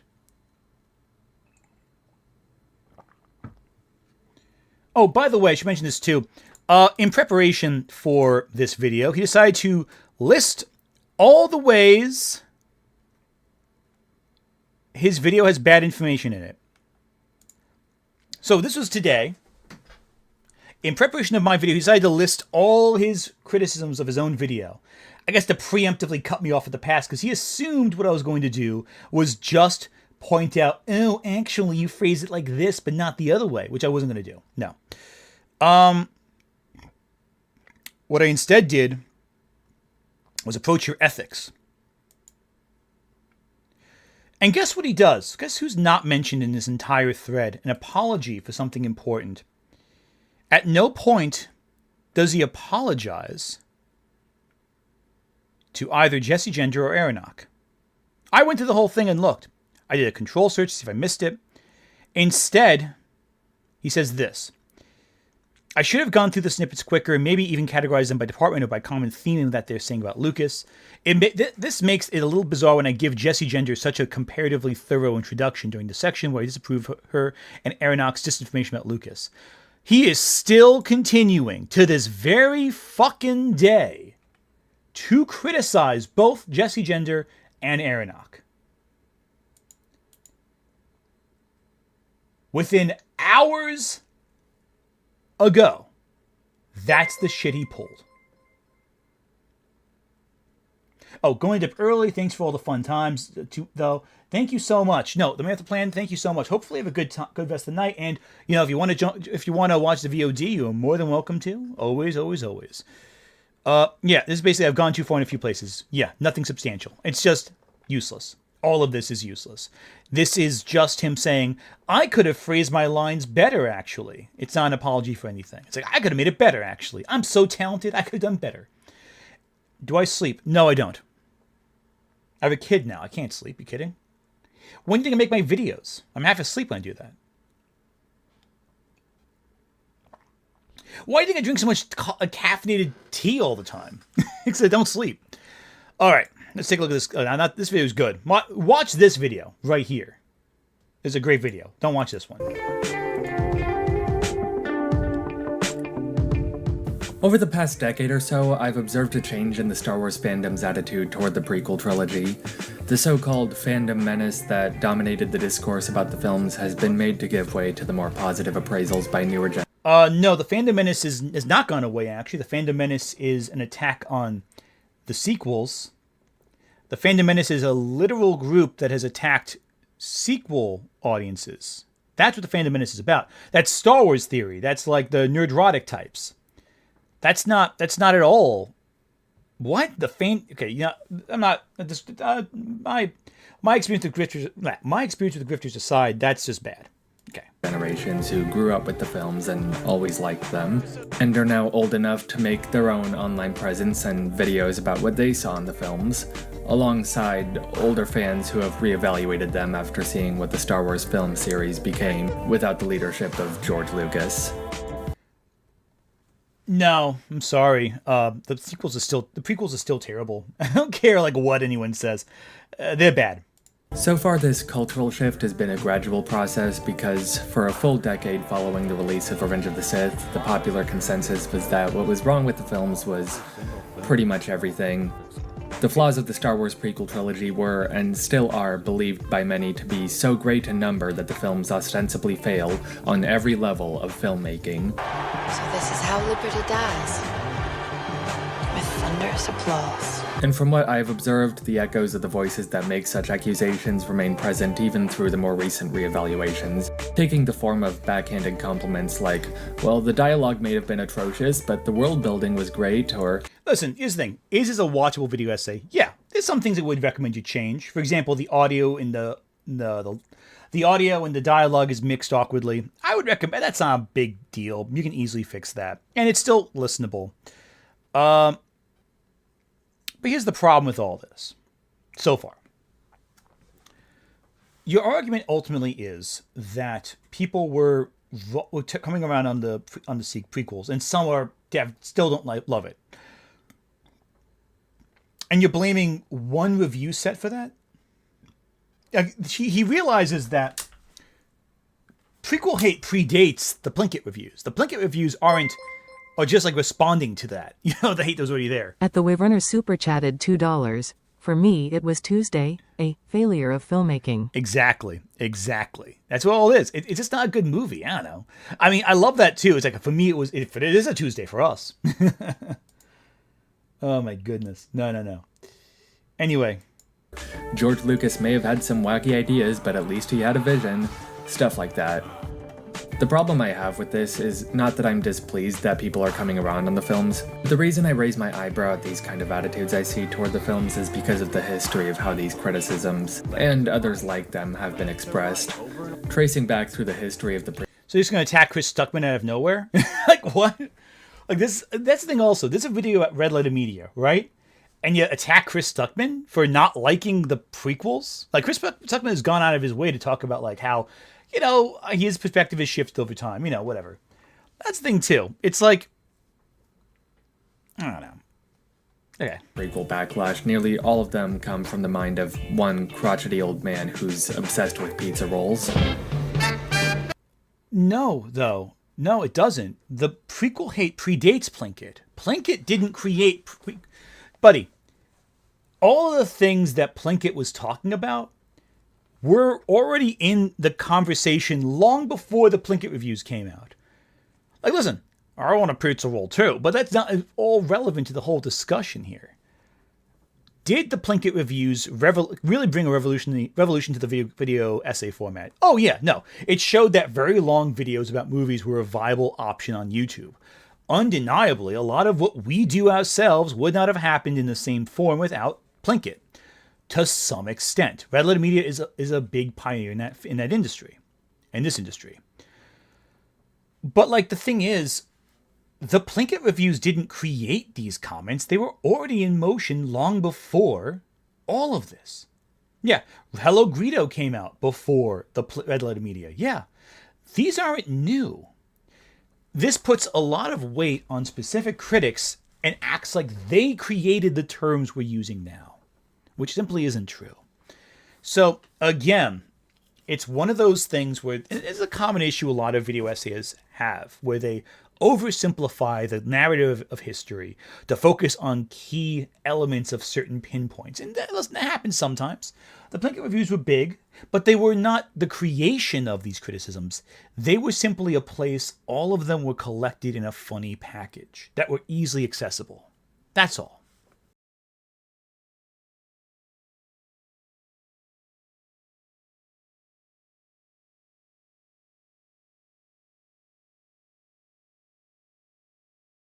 Is a YouTube channel created and run by Mike Stoklasa, Jay Bauman, and Rich Evans. In 2009, they rose to internet notoriety with Stoklasa's review of The Phantom Menace. Its 70-minute runtime was eye-watering by the standards of early YouTube, which at the time limited video length to only 10. The review became an astounding success for them, amassing millions of views and getting shared around like crazy. Yeah, it's a big, this review big has deal. become regarded by some as the gold standard for online film criticism. I've seen it referenced hundreds of times in other videos about Star Wars, and even in case... Why are you what is with Chris Stuckman here? But okay. Also, Chris Stuckman looks so young in that. Like, oh my god, he looks like a kid. Love it. No, but like, why do they always target Chris Stuckman? Like, I get like this is actually I think around the time the Madam Web thing happened. So I guess that's why. But like, it just seems weird. Like, why single him out? Like, it just seems bizarre to me. Okay, whatever. Cases where another YouTuber mentioning it concedes that they might disagree with some of the points they made in it, they must always defer to its supposed brilliance. Part of this reputation comes from its unique presentation. They must defer to its reputation and brilliance? Like, what is that? What? No, you just acknowledge it because it's a big deal if you make a video about the Star Wars prequels discussing how they're bad. Just because it basically said all the points that could be said about it, at least at that time. Jesus. Mike Stoklasa plays an original character named Mr. Plinkett, a serial killer with a nasally voice who has a bad habit of straying wildly off topic when he discusses the film at hand. Stoklasa had decided upon presenting his review in this style because, by his own admission, he didn't have confidence in his ability to hold a viewer's attention without such a gimmick. This is the first inkling into his approach to film criticism that I found noteworthy, but it won't be the last. What, that he uses humor? Like, what do you mean? Like, he uses humor, he makes jokes, he's funny? Is that it? Is that the only thing? It just seems bizarre to me that you're like, oh, he uses humor, therefore it's bad. Well, not that's your implication anyway. It's very odd. It's like you're basically pointing out, and mind you, we haven't gotten to the whole, the right here is the most viewed points. Here is pretty viewed. Yeah, here's what they talk about Jesse and Aaron Carr. Aaron Cock. Let me go over here. Okay, I'm just looking at a few quick things. Mentioned Aronach twice. I saw her again just there. Yeah, right there again. They do Chris Stuckman again. Like, it's just, they're bringing in a lot of these critics repeatedly. Why is that? Attacking Jesse. Like, what's the value of this? Why is any of this... Also, this is an hour and 16 minutes. We're going to speed it up because he's really slow sounding. I'm not going to lie. Oh, here we go. At Kazuki Obero super chatted $5. I also have a problem with VTubers, HoneyCutt probably. Yeah, oh yeah, definitely. That's what Blackish's problem was. That's why he almost got banned the first time. Despite his commitment to the character, I'm gonna pretty much exclusively refer to Mike Stoklasa in this video. Despite the exaggerated mannerisms and speaking style of the Plinkett character, he's just a mouthpiece for Stoklasa's actual opinions, and even when I refer to Red Letter Media, or RLM for short, within the context of this video, Stoklasa and RLM are the same entity. Mike created the company and the channel, and while their videos feature other people, these other people are his friends, and in relation to my focus in this video, these other people share his opinions about Star Wars. Oh, you're gonna... no, actually, I can assure you they don't agree on Star Wars. For a fact, I know one of those people definitely disagree. Funny you chose this particular clip of Red Letter Media to discuss how everyone in Red Letter Media shares the same opinions, when one of them is Max fucking Landis, who is a rapist. Just a odd little quirk there you're including. Yeah, all of them are his friends. All of them have the same opinion, even though Max Landis is the guy who originated the whole term that Raise and Mary Sue. That was the...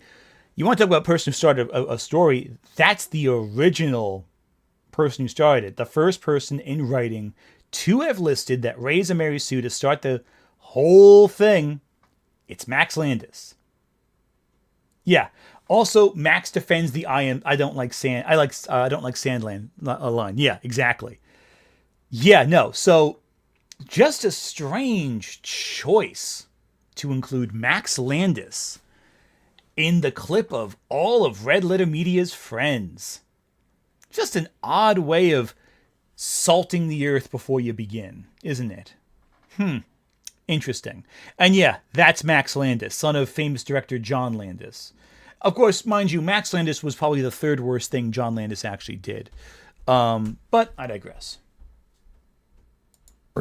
I went back and forth for quite a while, years actually, on whether or not to make a project like this, and even now I think I'm kind of taking a risk in making and publishing this video, because again, this is one of the most popular online movie reviews ever made, and it's not like they're a recent phenomenon either. These guys have been around for years and have a pretty beloved reputation. Unfortunately, most of the statements made in this video are wrong, either factually wrong or spiritually wrong. These two types of wrongness are symbiotically linked, as I will attempt to communicate throughout this video. I doubt the... Factually or spiritually wrong?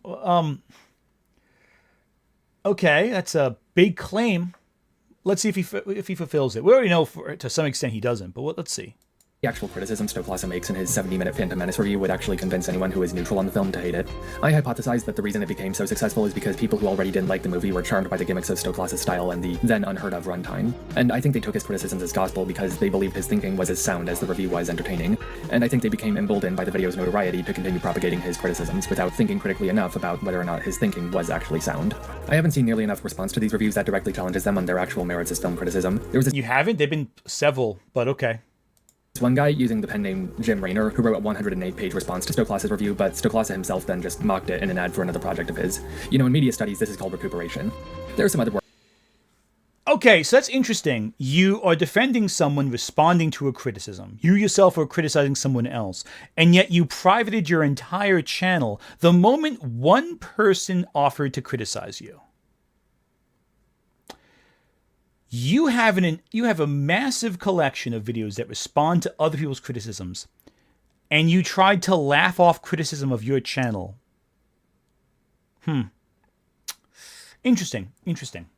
Also, I just find it kind of strange how you just kind of say that without providing proof of it. I'm sure he did. Red Letter Media tends to make a lot of jokes about their negative responses, but it just seems to me really, really strange.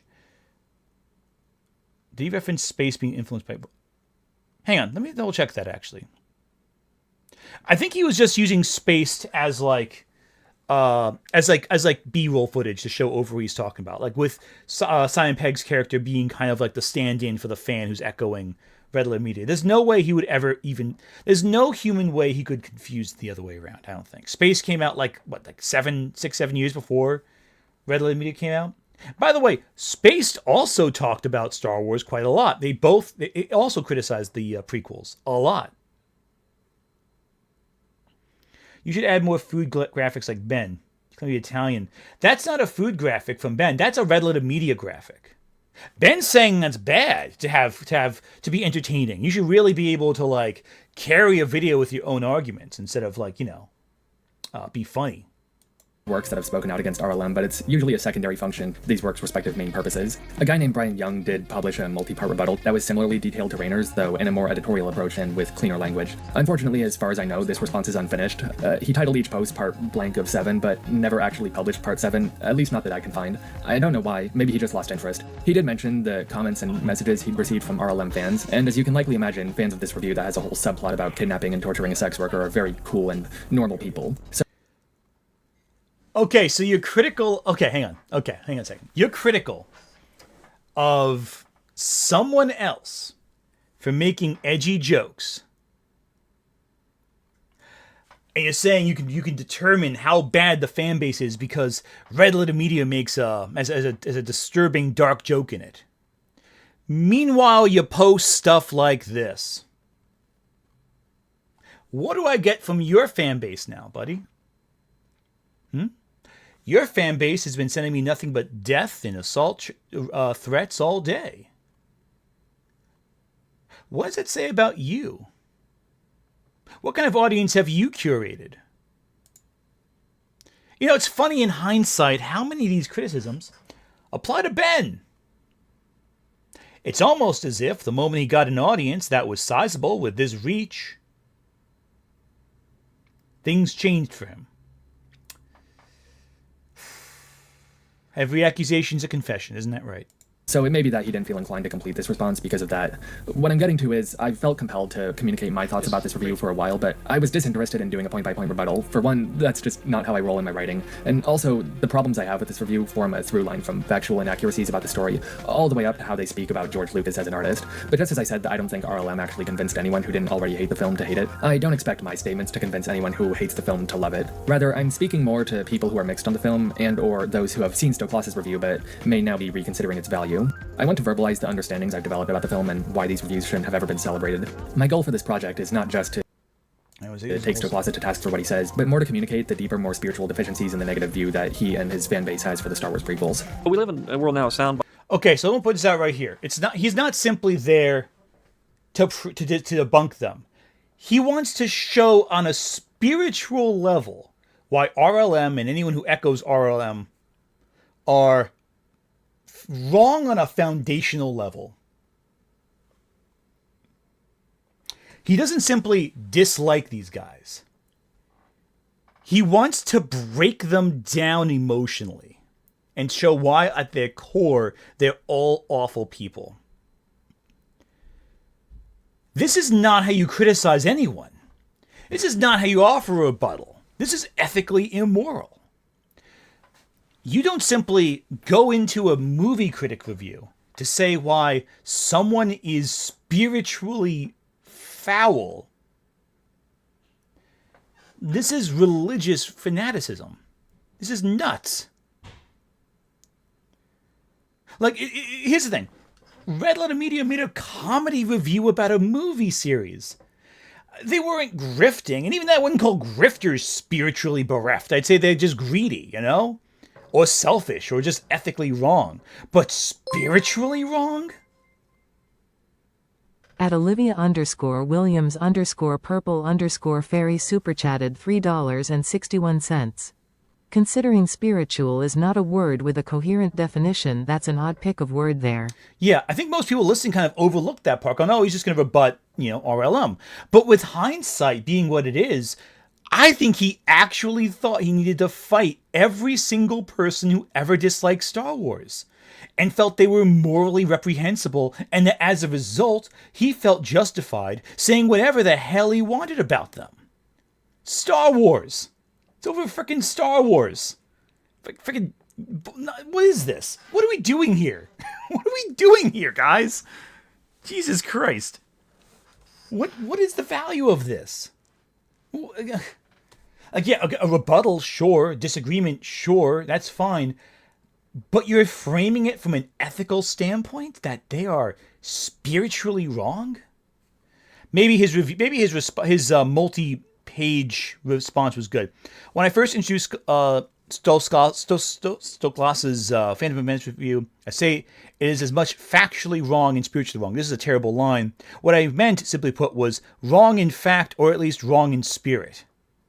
It doesn't really address what I'm talking about.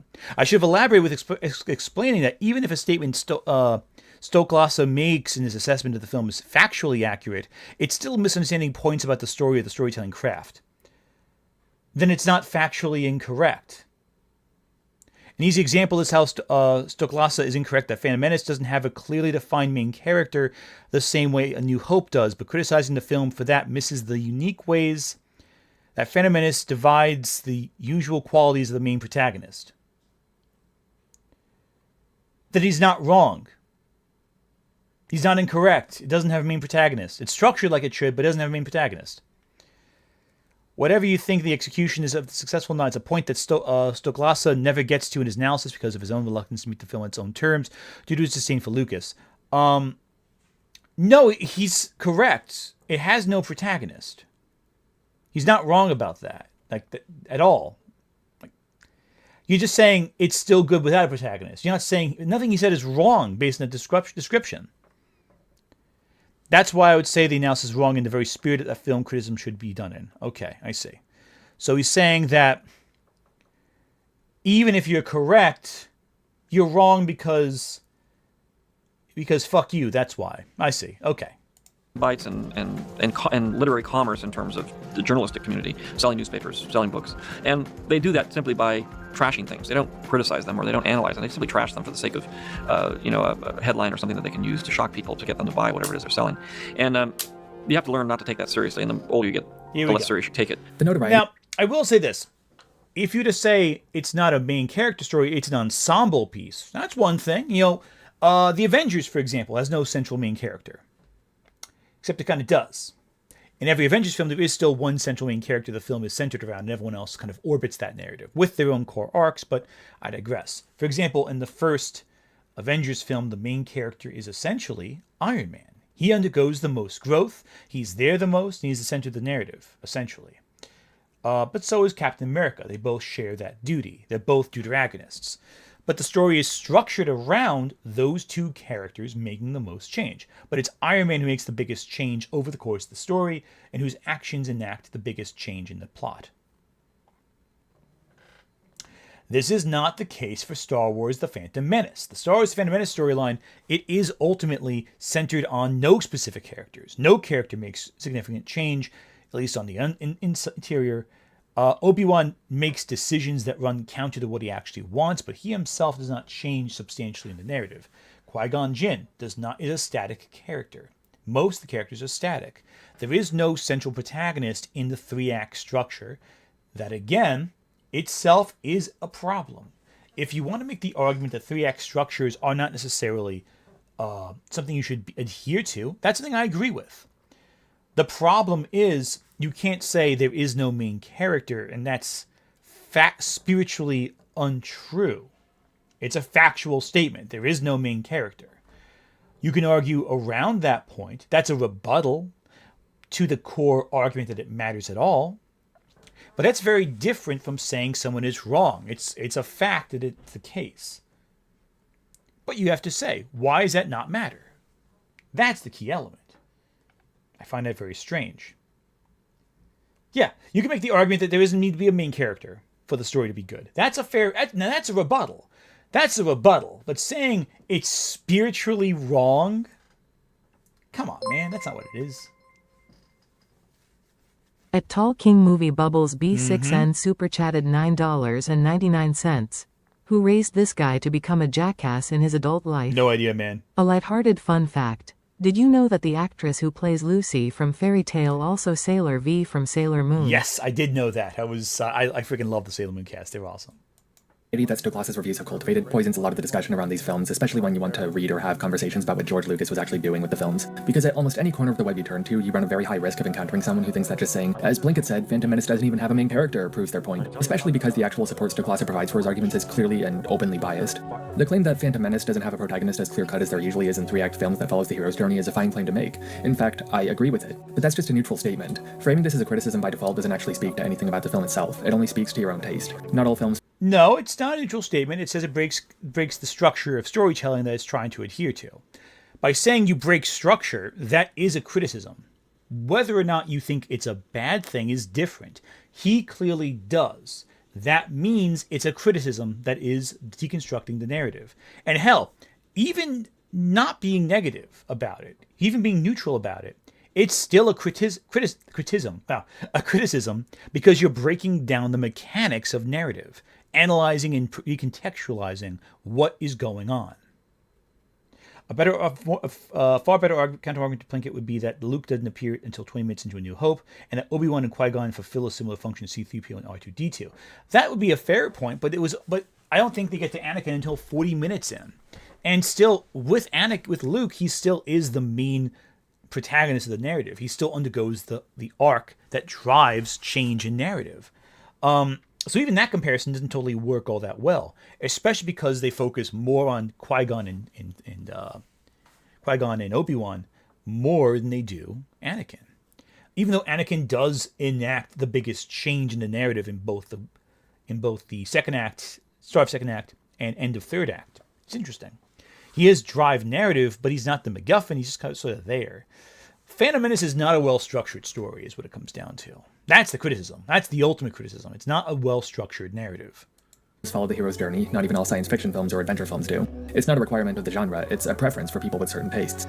No, it's a requirement for Star Wars. Star Wars, at least the main trilogies of Star Wars, are centered on the hero's journey. Lucas was very deliberate to adhering to that structure. The intentionality is to build up a hero's journey. I think the hero's journey is a toxic thing that restricts storytelling. But if your intention is to recreate the hero's journey time and time again, that's what you're trying to accomplish. Lucas himself, it's like poetry, it rhymes. He wants the story to echo Star Wars.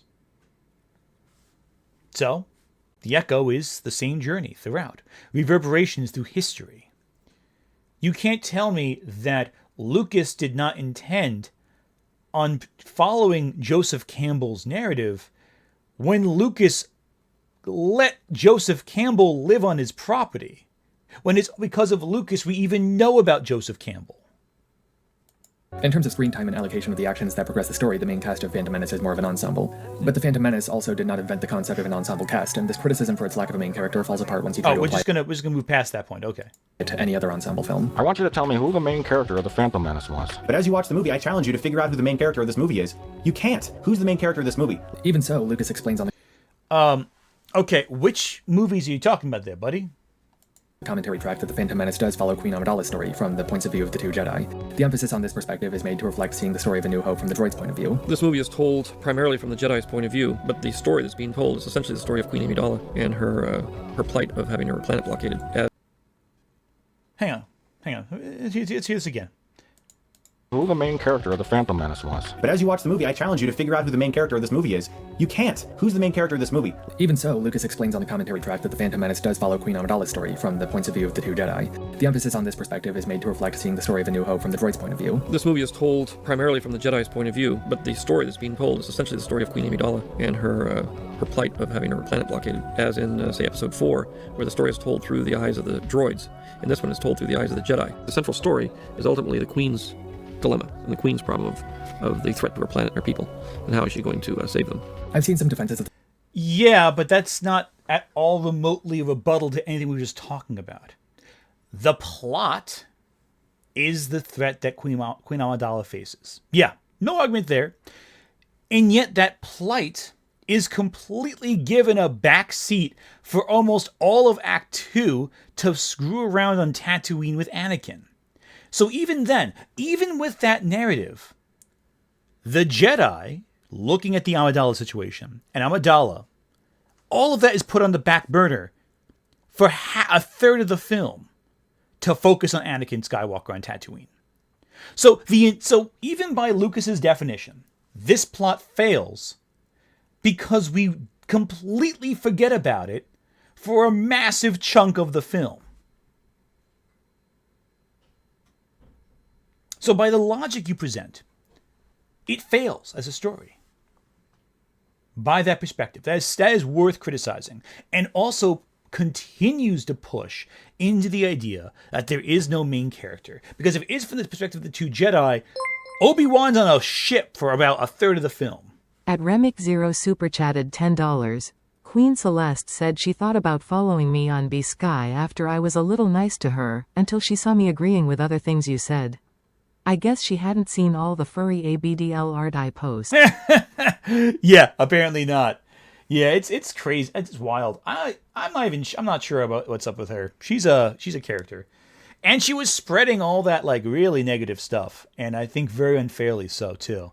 Like she's I don't know. Listen, she's allowed her opinion, she's allowed her perspective, but it just seems very manipulative with how she's disseminated the information to the public. Because every single person who saw it the way I presented it just now seems to realize something's a little fishy going on here. Someone's manipulating the information, especially the pattern of behavior.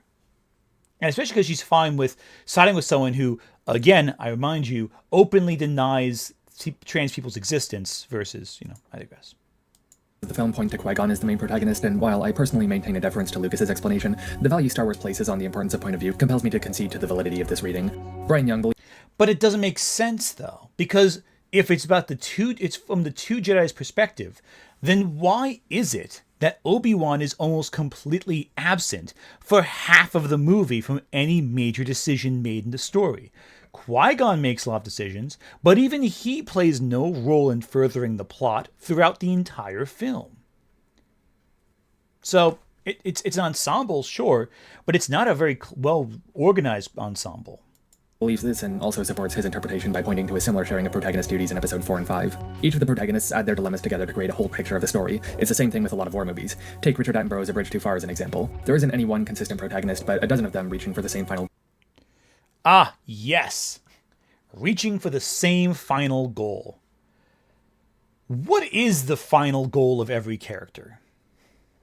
What's Anakin's goal? It's not to contribute to anything going on, right? At Zypher 8677 super chatted $5. If New Hope is from the droid's POV, then we still follow Luke in almost every scene after he's introduced as opposed with Amidala, who disappears in one. Exactly. Luke is still in every single scene throughout all of A New Hope. There's no comparison. At _Alvarado_Iku super chatted $2.70. This is a Watson Doyle argument. He is SRGUING that Lucas had a clear intent, but that doesn't mean he succeeded at getting it across. 100%. Lucas may have an intention with the story. That does not mean he succeeded at that intention. If he wanted to follow Queen Amidala's story, and it's about Queen Amidala with her struggles with the planet, and it's focused from the perspective of the two Jedi, then why do we go to the Gungan kingdom beneath when it has completely disconnected from that narrative? Why are we on Tatooine for so long? It's completely divorced. 3893 super chatted $5. Even in the documentary that Lucas made for this movie, Lucas admitted that the execution of this movie was not good. I might have went too far. He might have went too far, that's true. So I'm just pointing out, from every perspective, this movie would have improved greatly if it was much, much tighter. You know? It would have improved from a lot of tightening and a lot of refining of its narrative. The problem is, Lucas just went too far. He kept going where he shouldn't have kept going. And as a result, he made his film sloppy. That's a fair criticism. Yeah, and also, Qui-Gon rebelled against the system of the Jedi. Jar Jar is the key to all this. Jar Jar is essential to the narrative. How does that fit in to Queen Amidala's story and the two Jedi being the main protagonists? The problem is they spread way too thin, and characters like Jar Jar Binks, who wants us to go back home and just kind of survive, characters like Anakin, who want to find, happiness or be freed from slavery, do not have the same goal as the Jedi or Queen Amidala. The Jedi want to, get rid of the blockade, and their goal is just to break up the blockade. They don't care about the power of Naboo. They just want to complete their mission. The problem is none of this ensemble logic applies to Phantom Menace, because Phantom Menace is too sloppy of a plot. Goal, though all of their motivations are different. Though the Nazis are barely characters in that film, they are much like the Sith in Phantom Menace. We don't need the extra exposition to be told that the Nazis winning are a bad thing, and the same is true for the Sith in the Phantom Menace. But of course, this can't apply to Phantom Menace because the characters in the film are boring, right? This is the other point Stoklasa makes regarding the supposed weakness of the film's characters. He does an exercise with some people by asking them to describe characters from both A New Hope and Phantom Menace, with the restrictions that they can't describe their appearance, profession, or job in the movie. If they can't adhere to those rules when describing the character, they're not a strong character, so... And this is one thing I will push back on Red Letter Media about. I think this part of the story doesn't age well. You can describe the characters in the prequels without describing their, profession and all that. Not well, but you can do it. For example, you can't describe Han Solo by just saying he's attractive. Han Solo is totally dashing, completely sexy. As you can likely predict, the people interviewed appear to struggle to describe any character traits about Qui-Gon or Padme. Simple, right? Character's bad. Now let's talk about the ways one can run the risk of asserting their own biases into the grounds for their arguments. So Stoklasa's sample is 5 people, 5 of his friends specifically, and to let Sheev talk about this as well. This example is entirely anecdotal and does nothing to establish if there actually are enough traits in any of the characters to draw from. Especially considering, like I said, the people being asked are all friends of Mike, some of whom are main members of the channel even to this day, who are clearly biased toward giving their friend the answers he wants and biased against the prequels because they don't like these movies. I think what would have worked a lot better, and this would still have been anecdotal at best, but at least it would have given us something to work with, is if he'd gone around asking people who were actually fans of these movies, those who claimed The Phantom Menace was really good. If they couldn't meet the parameters of this challenge, then that might just be indicative of the point Plinket's trying to make. Now me personally, I'll ignore... Yeah, but it's a gag. Guys, it's a joke. It's a joke scene. It's not really meant to be hard-hitting criticism. You kind of got to take it a little bit with a grain of salt, given the context. Yeah, do I think it's a good sequence? Not really. It's not really a useful form of criticism. It's kind of whatever. But it's a comedy video, guys. Like, chill the fuck out. Really. Really, just chill out. We can do the serious criticism all the time. Other people have done that more serious critique. But, chill out. Can we not make jokes? Do we have to take everything so fucking seriously? Come on, guys. This is literally just the joke isn't a hard-hitting fact, therefore movie bad. Checkmate, liberals. Jesus Christ. Okay, whatever. Yeah. Exactly. If you don't find the jokes funny, that should be it. It's fine. Acknowledge that the possibility exists that all 5 of these people are each truly just unable to recall any meaningful insights about these characters, regardless of their involvement in the video. But that still doesn't mean no one else is. My original idea as I started writing notes for this project was to counter Stoklasa's point by describing Qui-Gon and Padme using his criteria. But since Sheev Talks and Brian Young already go on to do the same in their responses, I'm going to sidestep that and instead embrace reducing them to archetypes and evaluating their value on those terms. He's an older, stern Jedi who is really stern.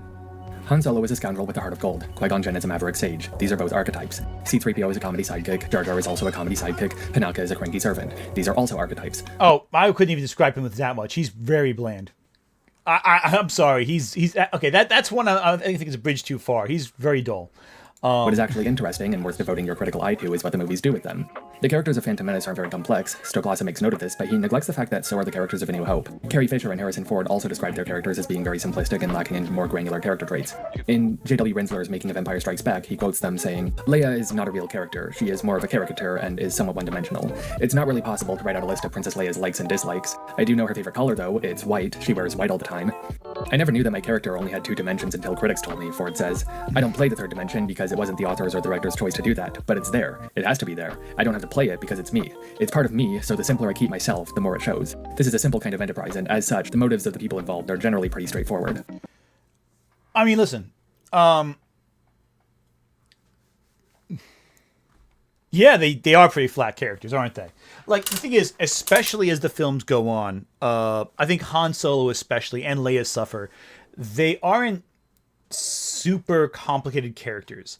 And Carrie Fisher and Harrison Ford brought way more to their characters than, like, any of the writing originally did. I think that it's like a big thing they brought themselves to those roles way more than Lucas did. This is why I don't believe in auteur theory. You know, yes, they follow the direction that's given to them, but they bring so much of themselves, and their character is why the character shines so much. The reason I think why Harrison Ford's always preferred Indiana Jones over Han Solo is because Han Solo is a very flat character. He's not able to bring as much dimension. Indiana Jones ages, he grows, he develops. Even in those first 3 films, there are dimensions of negativity that aren't really totally ironed off. There's depth there. Luke, Leia, and Han are all better in Empire than they are in the first film. In fact, they're best in Empire. I think they're actually more flat in Return of the Jedi, personally. But again, I digress. In both trilogies, the characters are intentionally written to be simple archetypes because this allows the story to move along quickly, and it facilitates easily recognizable relationships. The wide-eyed youth and his wise old master, the scoundrel and the princess, and the same is true for the characters in the prequels. Sam Jackson, when asked about his character, Mace Windu, says, "George never actually told me any of the qualities that Mace had. He never said, he's from here, he's from there, he's this, he's that. He's allowed me to totally create this character and fill him out in any way I've seen fit. I guess he trusts what I bring to this character. If I'm doing something wrong, I'm sure he would tell me, but generally he has allowed me to totally create this guy." That Sam Jackson is actually a bad motherfucker like Windu, or that Carrie Fisher is a witty spitfire like Leia are fun observations in isolation, of course, but they're also emblematic of a pattern George has in his casting. He casts actors who are already similar in personality and aura to the characters he writes, and then steps back and gives them the freedom to act how they feel is right for the part. They were looking for somebody who was very boyish and young, but had sort of a James Dean sullen edge to him. But we also shouldn't trust Stoklasa to be a fair arbiter of what is and is not good storytelling, because he applies this bewildered attitude toward every scene in the film. So then what you're saying is Lucas doesn't write his characters thoroughly. So that's a problem. That's the problem then, isn't it? So that's something worth criticizing. Like, yeah, Lucas intends that. It doesn't mean it's any good, though. Like come on, man. He claims he could tell something was very wrong by the fact that the first scene is a pilot parking their shuttle in a ship that's shaped like a circle. It opens with some boring pilot asking for permission to land on a ship that looks like a half-eaten donut with a donut hole in the middle.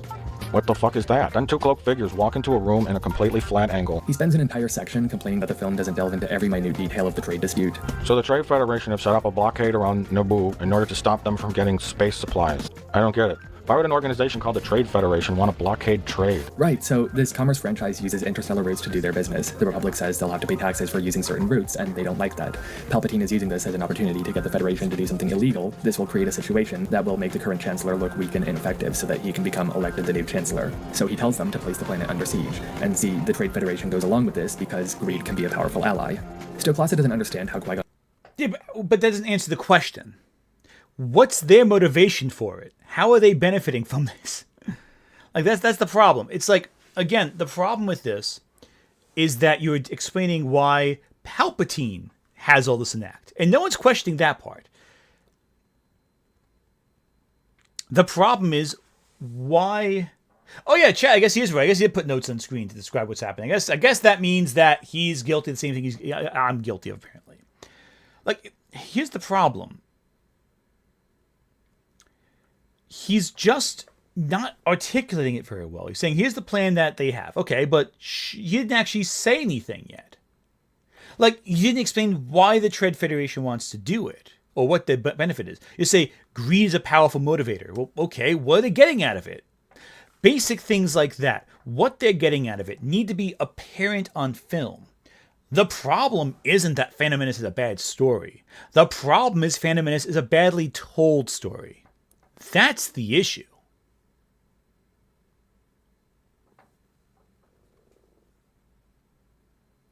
They want to pay taxes. Okay. But that's not made clear in the film. That's the problem. The problem is it's not as apparent in the narrative as you think it is. So, yeah, Lucas's intention is fine, but it's not communicated clearly to the audience. Yes, I've said before that bad faith criticism wants to supplement and replace the film in question. And yeah, these things are technically written in the story. But the problem is, unless the audience can determine what it means, and the plot is required to know what's happening, you need to actually have it there, you know? It needs to be readily apparent to the narrative, to the audience to figure it out. If it's left ambiguous in a way that's unnecessary to the narrative, it can impede how the plot is communicated.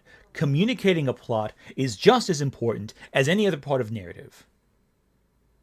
Qui-Gon and Obi-Wan plan to warn the Queen of the invasion when they don't have a transport to get to the palace. He also doesn't understand why they ask Jar Jar to take them to a nearby city where they could acquire a transport to get to the palace. Mr. Spock would be astonished by his airtight logic. How is a totally isolated city underwater affected at all by the Naboo being attacked by droids on the complete other side of the planet? That doesn't answer the question. The question is, how does the invasion impact the Naboo underwater city? That's the question. The surface is one thing, sure, but they don't live on the surface. They live in the planet core, under the water. Once those droids take control of the surface, they will take control of you. My troops are in position to begin searching the swamps for these rumored underwater villages. They will not stay hidden for long. And you know, I could keep going on. Yes, they are equipped there. However, that's much, much later. We don't know they're going to do that yet. All we know is that the Jedi say they will, and they do that in order to get something from the Naboo people. Yes, an hour later they decide to search the swamps for them. That does not mean that at the time they go to the city, that's clear. Every single thing you described was communicated after they've already gone to the city. So yeah, watching this, you're going, what's the value of this? Why do we need to go here to get to the city on the surface? It's not communicated clearly in sequence. If all the information you need that demands the events of a sequence at the start of the film are told over an hour into the film, it's not going to mean anything to you anymore. It's irrelevant. The problem is this information should have been communicated clearly earlier on so tension could build and drive narrative. If you have to point to lines of dialogue that are easily missed halfway through the film to justify the events in the first 10 minutes of the film, not to add dimension or add depth to it, but just to explain why characters act the way they do, your script sucks. Quite frankly. Now, yeah, you can infer that the Trade Federation will keep going past the surface, but the average audience doesn't know that. It doesn't make coherent sense to the audience on a first watch through. It's only when watching it and letting it sit with you does everything kind of make more sense. But that's not conductive to a viewing experience. Here we go. At Maryland 614 super chatted $5.05. They didn't want to pay taxes? Lucas self-reporting? That sounds so weirdly unique to capitalist American mindset. Jedi are enforcers of the man lol. a slow burner book with a book. Yeah, no. So with a movie like this, it's fast paced. It's action, action, action, action, action. This movie starts with action. It keeps having action. The first 25, 30 minutes are just action, action, action. It needs to be coherent, though. I've said it before, I'll say it again, even in the stream. The Phantom Menace is a good story told very poorly. Like this throughout the whole review, but the problem is I really prefer not to. The fundamental contradiction at the center of his whole process is that he nitpicks on such a granular level. It makes him sound thorough because he goes through every scene, sometimes line by line, but he so consistently misses the point of what's happening in scenes that it renders the totality of his criticism so devoid of value. It's really difficult not to just infer that what he's actually displeased by most is that Lucas didn't make a much simpler, dumber movie than the one he actually... No, it's that things are incohesive, that things are unclear to an audience. That's the problem. The movie just isn't clear. You have to dig to get information out. And if it's not readily understandable, an action film like this is kind of hard to watch. There are some great movies that are ambiguous, yeah, but the ambiguity is by design. Eraserhead, Tetsuo the Iron Man, absolutely masterful films. Terrific. They are unclear and ambiguous, but they're designed with the knowledge that they are ambiguous. This is a film designed to be straightforward and cohesive, and the information is not relayed cohesively or coherently. That's the difference. Intentionality is very important. You're meant to be a fast-paced, incredible action adventure that takes you on a journey. But if you're asking, why are we going here? That's confusing. actually made.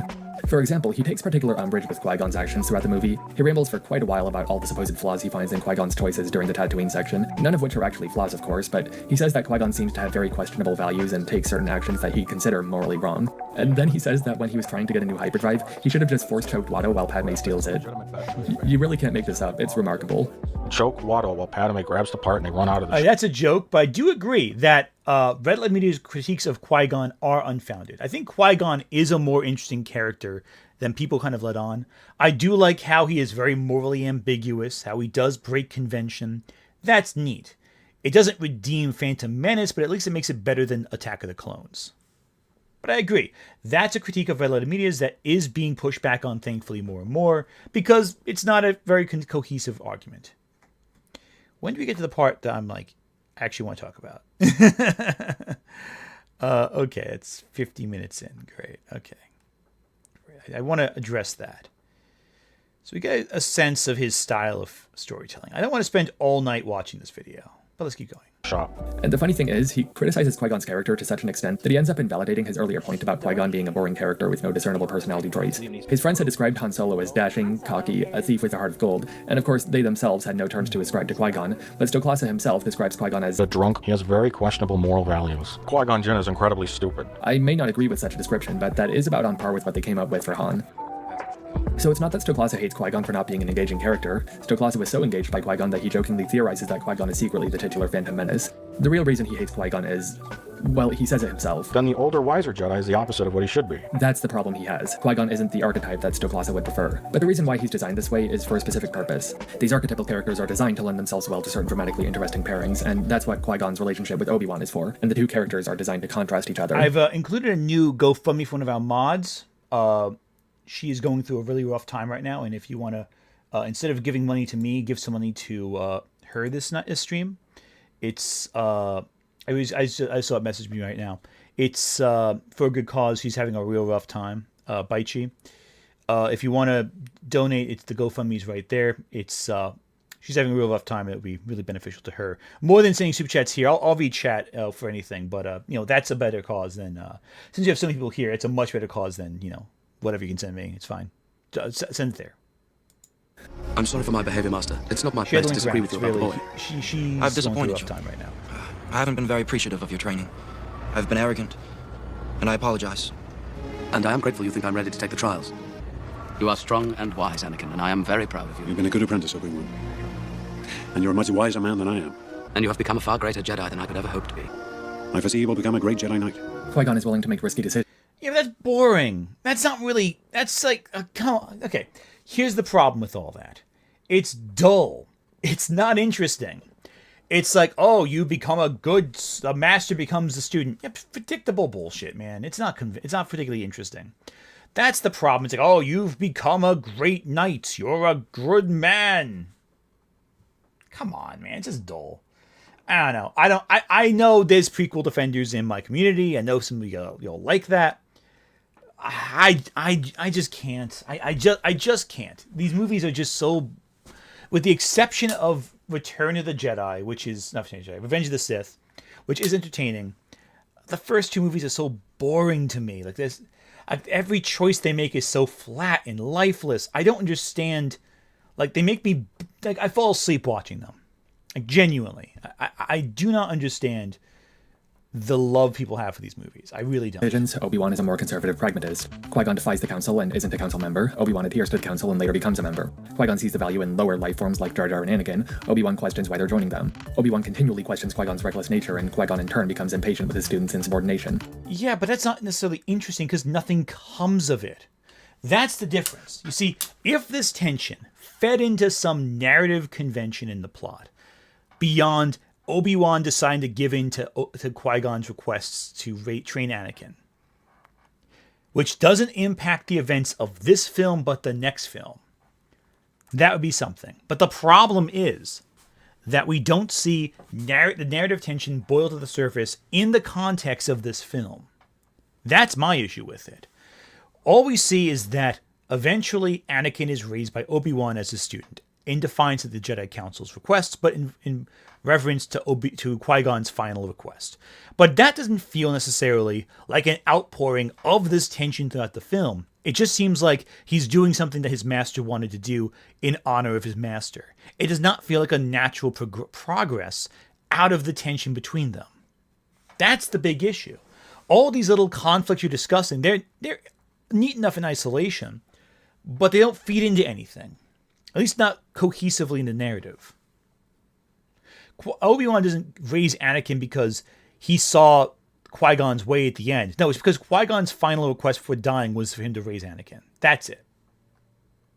It's an interesting tension because Obi-Wan's arc resolves with him placing his faith in his master and respecting his leadership, and in turn adopts some of Qui-Gon's independent nature by the end, saying Anakin will become a Jedi whether or not the Council supports it. Visually, the way Obi-Wan's and Qui-Gon's characters are contrasted reaches a culminating point in how they behave when they're separated from Maul by the ray shield doors. Qui-Gon meditates patiently, maintaining his focus on the living force, while Obi-Wan remains on his feet, impatient for the duel to continue. But this becomes a near-fatal problem when Maul outclasses him in combat. To achieve victory, Obi-Wan must quiet his mind and focus on the present moment, as Qui-Gon had always told him to do, and that is what makes the difference. Does Stoklasa have any observations about any of this? Of course not. That's a really funny thing about this review, and indeed all three of his prequel reviews. He gets close to crafting an interesting insight, but then falters because of his disinterest in actually engaging with the film on its own terms. Like, he recognizes that Qui-Gon makes decisions that seem questionable, and he knows that the character dynamics seem abnormal from your typical Hollywood blockbuster, but he concludes that these are just flaws in and of themselves, and writes off the whole movie because it's not the— Also, I love how you criticize me for having notes on screen when this is on screen the entire time. Really. I never had a note this excessive with this, by the way. There's a section in this Revenge of the Sith review where Stoklasa actually makes some very compelling comparisons between Anakin and Charles Kane, but just concludes that he doesn't like how Lucas did it. Seriously, that's it. So, this is more excessive of a note than any editor's note ever on any of my videos.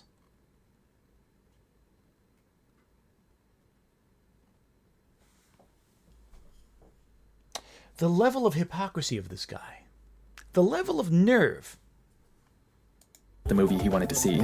I'm very self-critical, and I have a lot of friends that I trust and who are film directors and writers and people in my profession, but I trust their... Also, he criticized me for sacrificing quality of storytelling with my videos or whatever, and yet most of his videos are just clips of George Lucas. It's almost all just George Lucas clips.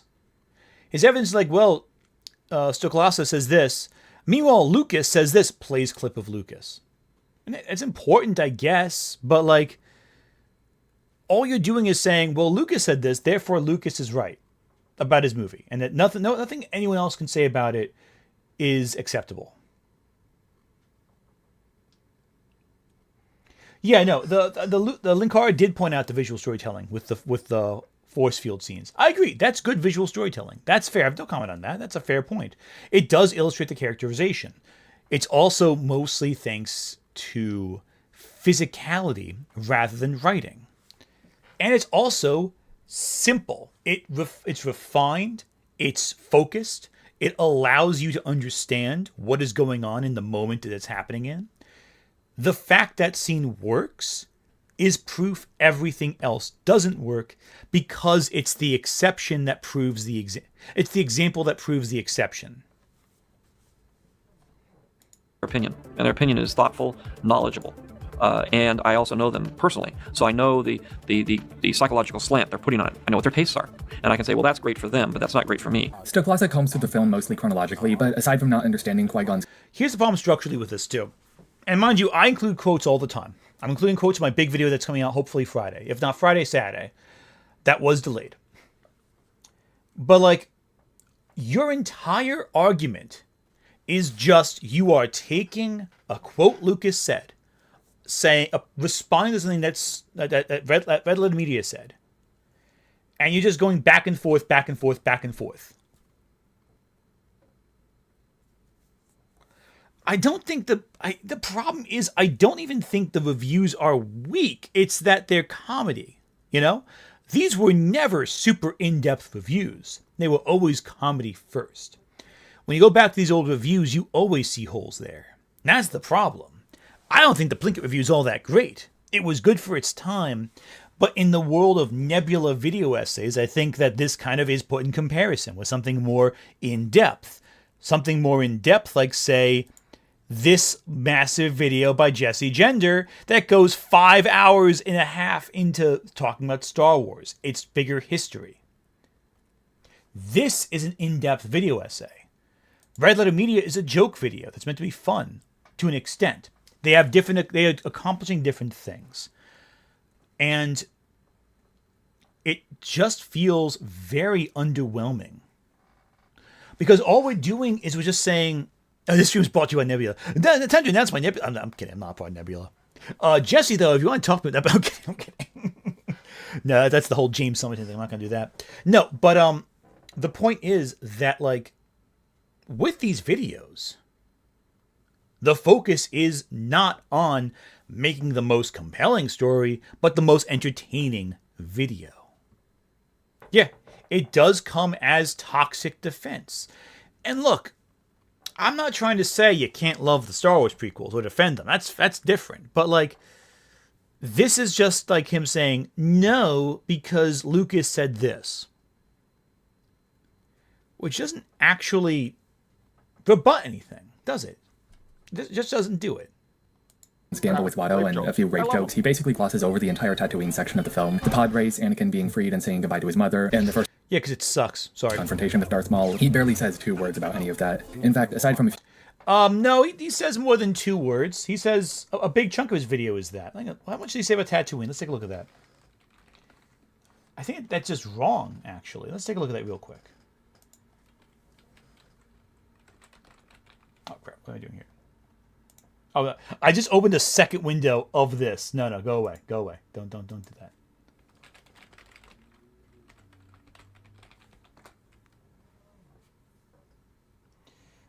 Star Wars The Phantom Menace is the worst disappointing thing since my son.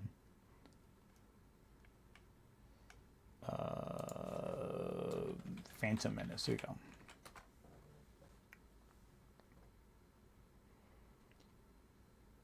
It's all just broken up into... I guess it is all broken up. Okay, that's cool. I thought it was a little more tightly bound. Okay, here we go. So let's take a look right here. Star Wars The Phantom Menace was the most disappointing. Part 3. Jedi that there will be. Told, are we? Generally speaking, it's easy to get a handful of insane... Here you go. Numbers...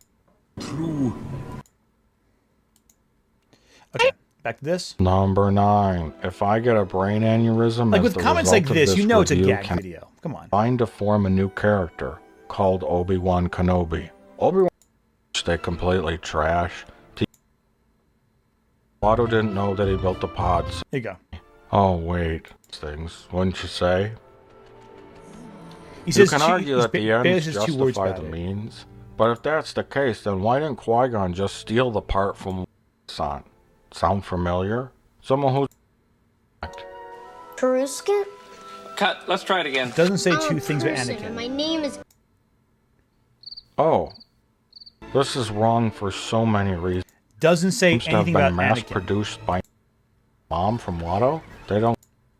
Qui-Gon explain that the Force is microscopic organisms. Midichlorians are a Yeah, microscopic... so he says about, like, he talks about it for about, like, 5-10 minutes and then moves on. Because he's more interested in talking about the bigger things, because the action sequence of pod racing isn't really worth discussing. It's just spectacle. Pod racing is just a visual noise sequence. I don't think it really matters. Again, it's an AVGN issue. Yeah, you're right.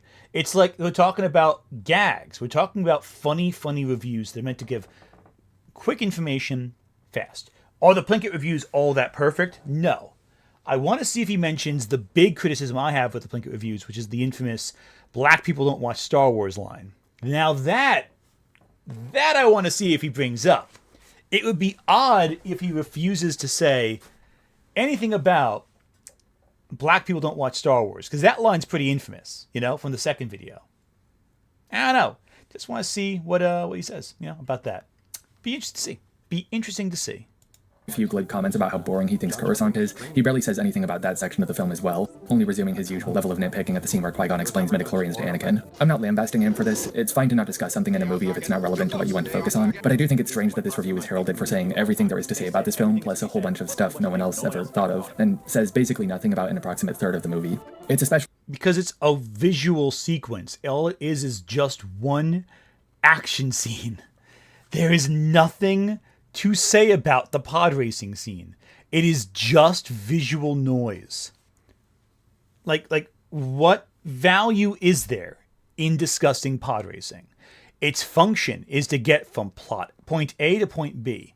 Unless you want to talk to it about, like, it's an FX scene, or say, oh, it inspired all the pod racing games we got, whatever. The scene itself does not require an analysis. It's just visual. It's just spectacle. That's it. That's your sum up. Maybe explain how the spectacle works, but I personally find it deeply boring. I find it repetitive and visually noisy. I find it goes on for too long. There's not a whole lot going on in that scene. I personally wouldn't talk about it either in a big, serious review, because it's just plain boring. Yeah. Red Letter Media focuses exclusively on how Anakin is portrayed in these sequences. He doesn't need to talk about, friggin' pod racing. Yeah, no, it was offensive back then. The racist jokes in the reviews. Yeah, they were offensive. They were always offensive. Yeah. Actually strange considering that the sequence of Anakin being freed and having to leave his mother is the focal point of not just this film, not just this trilogy, but George Lucas's entire Star Wars saga. When George Lucas wrote the prequels, he decided that Anakin's fall to the dark side would stem from his emotional attachments. To lay the foundation for this in a way that would best serve an odyssey that would start in his childhood and end... Yeah, but that doesn't... Okay. Just because Lucas intended it doesn't mean it was good. Yeah, his emotional attachments are the reason why he flawed. Lucas invented the concept of hubris and character flaws. Lucas invented the tragic villain, the tragic hero, whatever. He was the first guy to do that. Totally original idea. No, the problem is it's not done well. That's the core issue. If you read classic literature, you'll see 1,000 Anakins. The difference is Darth Vader was a well-told villain. He was presented with the narrative with the physical and emotional gravitas whenever he showed up. Anakin's descent into darkness needed the Clone Wars to supplement it so it didn't feel rushed. Yeah, him leaving his mother, that's all well and good and sad. Except he doesn't mention his mom until she dies the next film after. Yeah, it got Anakin out of slavery. That's the accomplishment of the pod racing scene. Anakin left his mom and then never mentions her again until she dies in the next film, basically. She's not relevant again until she's dead. And then she's still not relevant until she's a symbol of death. And even then, her death is less relevant than how Anakin responds to her death.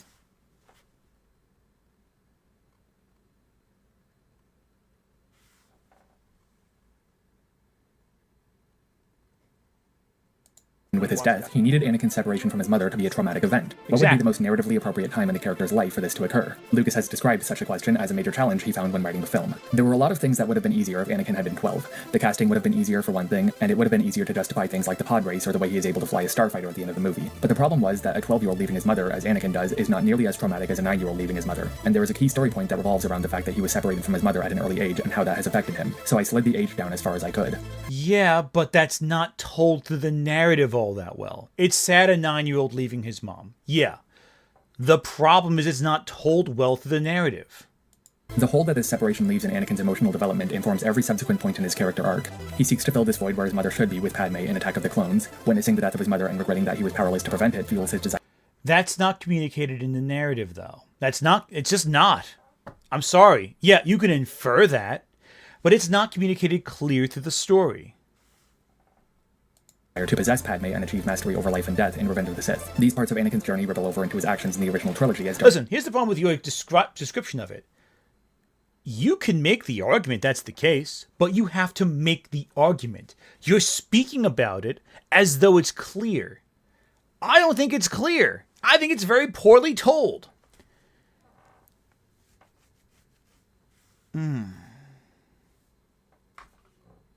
Darth Vader. They add new layers of thematic meaning to his desire to possess Luke and use him to destroy the Emperor in Empire Strikes Back, just as he had once proposed to Padme. Seeing Anakin give in to his attachments by allying himself with the Emperor makes his choice to... What's this comment here? Tell Daddy's... I own my own house, dude. It's my money I got, so, whatever. Save his son at the end of Return of the Jedi, all the more profound. A viewer who has seen all 6 films in chronological order understands the full meaning of Vader finally letting go of his attachments. They see that he is finally displaying the compassion, the unconditional love that defines a Jedi's life. Yeah, no, that's a weird troll comment. Like, my house, dude, in New Jersey. What are you fucking talking about? Yeah, no, I'm gonna put. There's a few trolls in chat, aren't there? I have to probably prune them a little bit. Yeah, looks like all the trolls are on vacation. So I guess you guys are not trolls. The mods are on vacation. I have to moderate my own chat now. That's always fun. Watch So Uncivilized. I'll add to the list. They'll get bored eventually. Who cares? Yeah, they're nothing. They're not important. Nothing to say about this part of the story of Star Wars does not truly understand Star Wars. And I believe that it is unacceptable for such a person to claim that it is actually George Lucas who does not understand Star Wars. Oh, you don't? Oh, Starson, I thought you were... hang on, Starson, let me fix that.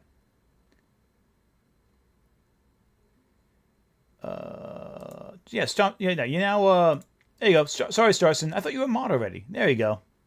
You've been knighted, good sir. Enjoy your privileges. Hate pay. Yeah, I wish I had trolls that paid super chats to harass me. That'd be great.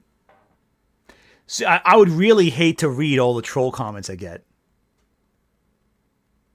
It'd be terrible if you paid super chats. We'd allow you to not be banned if you do that to tell me troll comments. I'm not even sure if Lucas actually understands Star Wars or anything that happened in The Empire Strikes Back. See, hang on. So basically, to get your line, you have to believe that a person who has nothing to say about this part of the story of Star Wars does not truly understand Star Wars. And I believe that it is unacceptable for such a person to claim that it is actually George Lucas who does not understand Star Wars. You see, I'm not even sure if Lucas actually... I'm not even sure if the man who wrote Empire Strikes Back understands Empire Strikes Back. I'm not sure if the man who wrote Empire Strikes Back understands Empire Strikes Back, huh? I'm not sure if the man who wrote Empire Strikes Back understands Empire Strikes Back. Buddy, that's not a photograph of Lawrence Kasdan, is it? Or Leigh Brackett. Is it? Who you yourself admit, despite the fact that she wrote the film, didn't receive royalties until she was dead. By your own words before. That ain't Leigh Brackett. That ain't Lawrence Kasdan. That's George Lucas. He didn't write Empire Strikes Back. actually understand Star Wars or anything that happened in The Empire Strikes Back. See, Stoklasa suffers from the mindset of believing that Star Wars is meant to be for him. And unfortunately, many people who think the way he does about the prequels also feel that Star Wars should be for them. And all their problems with why these characters are written the way they... Wait a sec. Here's the problem. Also, wow, you were really projecting there with your comment about having editor notes on there, were you? This whole thing is filled with editor notes. And that's fine. That's fine. But, like, you're projecting. Yeah, no, right? If you want to bully him, you gotta give me your lunch money. yeah, give me your lunch money to bully me. That's what I want. That's what I want. Yeah, seriously. Yeah, no, the reason isn't that he wants Star Wars to be a certain way. It's that he doesn't understand what the appeal to audiences are. That's what the comment was meant to say. That George Lucas doesn't seem to understand why audiences like Star Wars. That's what he's talking about. They are, why the Phantom Menace is so removed plot-wise from the other films, why the tone is so much lighter, why Jar Jar is the key to all of it, the ever-present motif of symbiosis. All of those problems come from this. Fans know exactly what they want. Oh, fucking Neil Gaiman again. Why are you always here? That's what fans want. They liked that thing you did. They would like another one of those, please. Why are you always in these videos? What he always says is that his Star Wars films are for everyone. Jesus, when was this posted?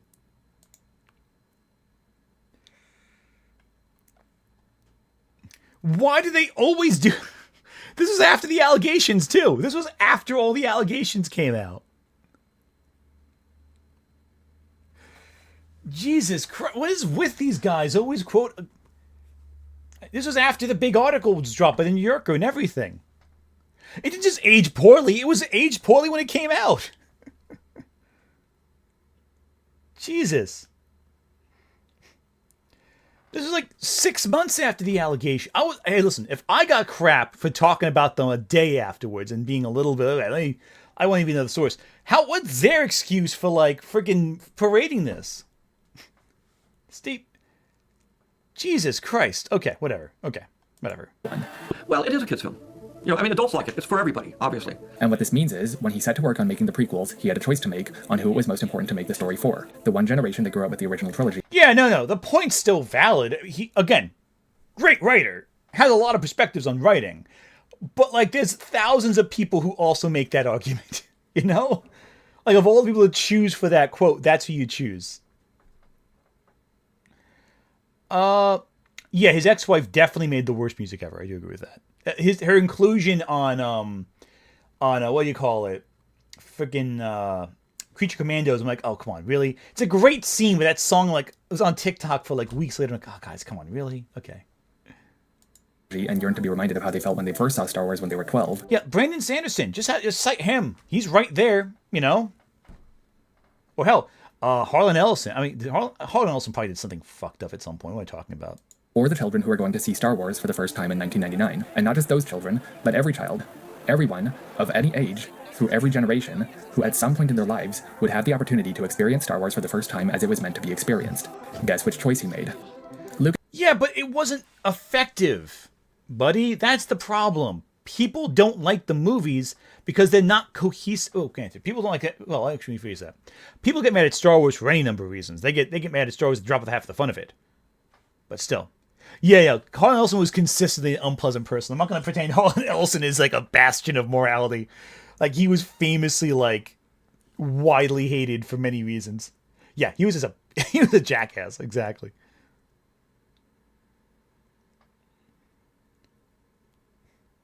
Was the video bring up Neil Gaiman to disagree with him? Didn't hear the point fully. In fairness, I'm not going to go back. He might have. I just don't like that he used him as an example at all, honestly. It just seems uncomfortable. I don't know. But that's more of a personal hang-up. Lucas had always known that some fans would be displeased by the prequels. Before the release of Phantom Menace, he knew that older adults who grew up with the original films would turn their noses up at the more child-friendly, sunny tone. He knew that fans who liked Star Wars for the badass action wouldn't like the emotionally forthright romance in Attack of the Clones. And when he was making Revenge of the Sith, he said that he was telling the part of the story that longtime fans would be most excited to see play out. Lucas has always had a strong understanding of how people would react to each Star Wars film upon release. But even so, I don't think that he could have foreseen that mature... Oh, he said one of the few points of wisdom in this video? Oh, well. There you go. So he's not disagreeing with me. He just wanted to include him as a point of reference. Okay. But again, here's the problem with all of this. You're saying that that Lucas wanted to do something and Lucas did it, and that's why it's special because Lucas wanted to do it. You're not actually rebutting anything that Red Letter Media said, though. You're not. Here's the problem with all of this so far. You haven't actually rebutted anything.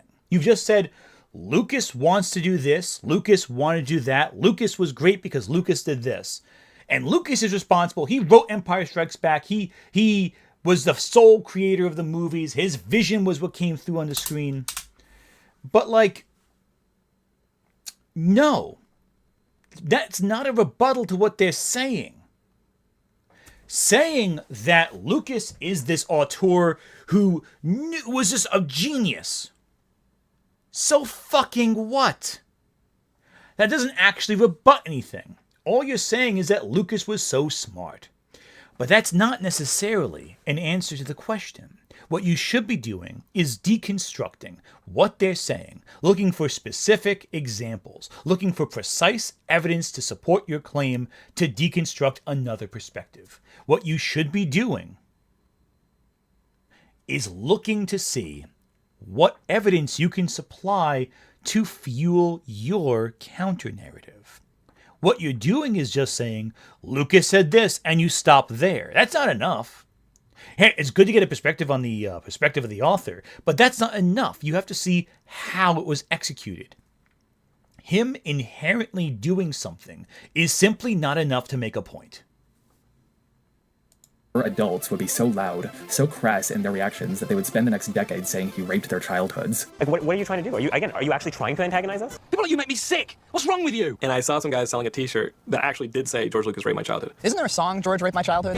George Lucas raped our childhood. George Lucas raped our childhood. George Lucas raped our childhood. The idea of the Force, the idea of... It's ruined. No, it's... How is it... What is the essential teachings of the Force? To live without fear, to live without anger, right? Again, all you're doing is just showing clips of other people complaining. That's not a meaningful review. Granted, I include clips also in my videos, but usually it's for an express point, to show a specific thing someone else says to bounce off of it. To do good for yourself and everybody else, to be open, right? My blood test says I can't do that. So then George Lucas completely and utterly finally ruined Star Wars forever by having Qui-Gon explain that the Force is microscopic organisms. No, he doesn't. He has Qui-Gon explain that microscopic organisms are the conduit through which we are connected to the Force. You know, I'd hate to be in the room when Stoklasa and Chris Stuckman and Marcus and all these guys discover that here in the real world, we also have microscopic organisms in our cells that do stuff to help us live. I cannot even wrap my mind around it. Right. Jesus Christ. Okay, you were almost about something valuable. You were almost there. Yeah, midichlorians are not the Force itself. They're simply drawn to the Force. Yes. That is misinformation in the original Red Letter Media review that is echoed a lot. However, you don't need midichlorians to live. They are not an essential biological function. They are drawn to the Force. They are not drawn to your cellular structure to help you hold your skeleton together or have your blood flowing. You were so close to making a point. So close. And then that showed you don't actually understand your own argument.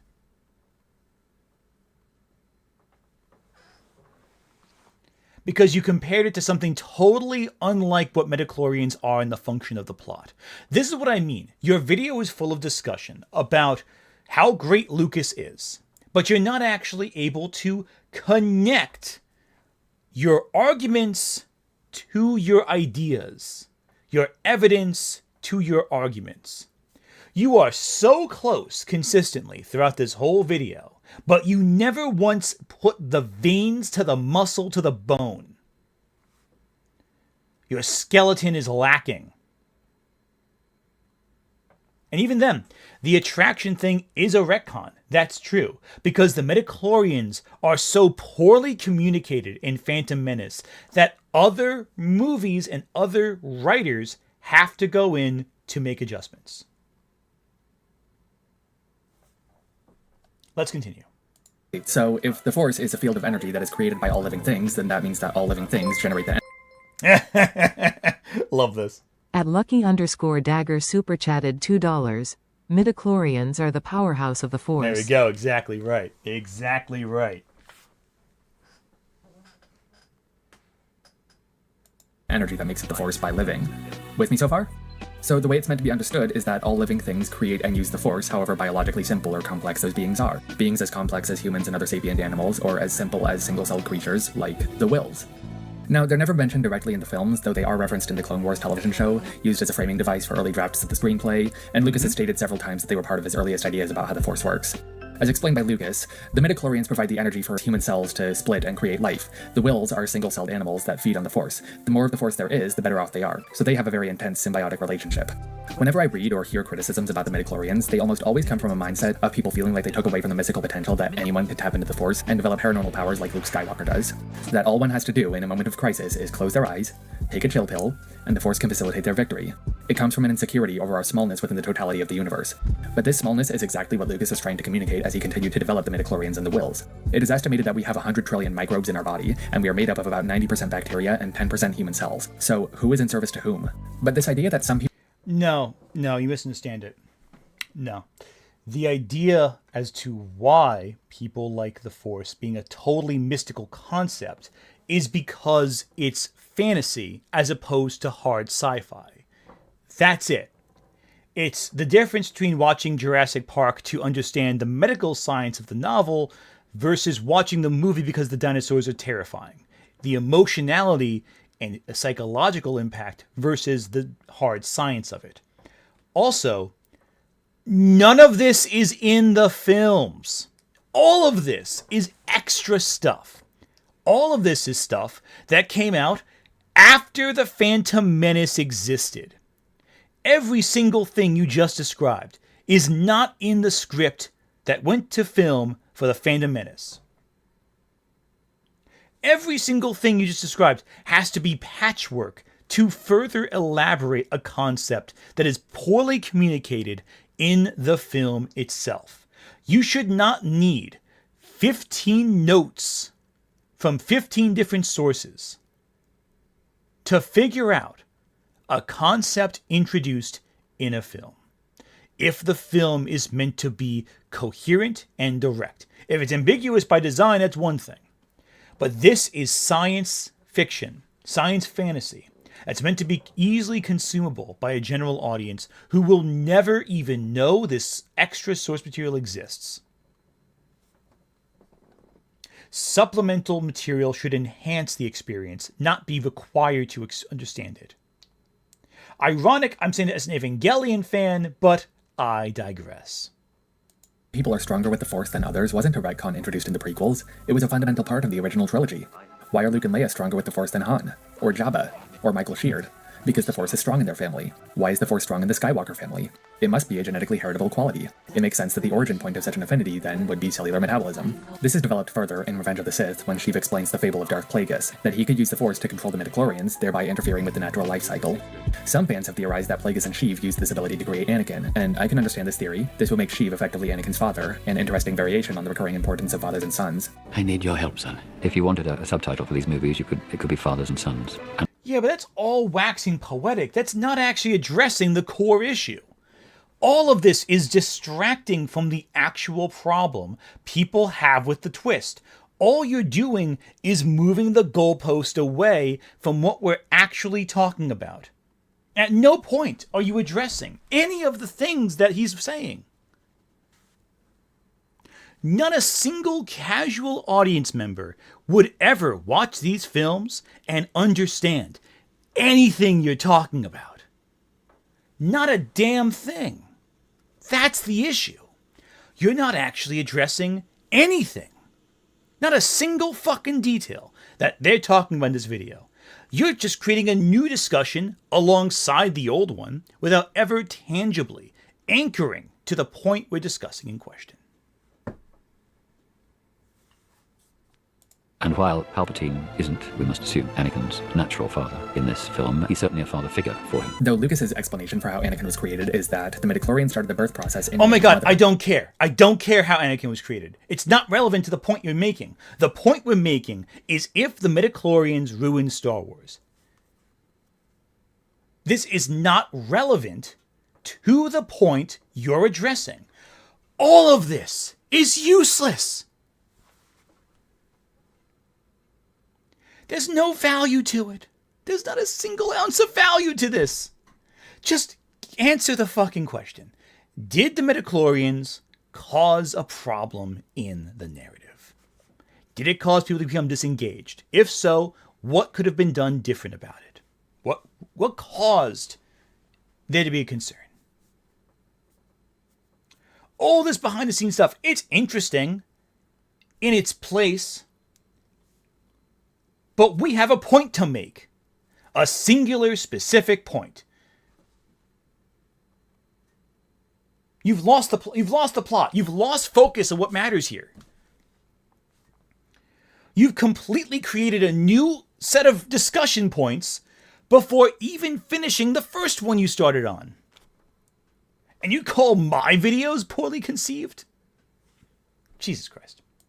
The wills communicated the command to the midichlorians, which activated the DNA that generated the egg. That's why Anakin doesn't have a father. He was, in a bizarre and metaphorical way, touched by God, but in this case they happen to be one-celled animals. Well, I just heard the news today. Jesus Christ.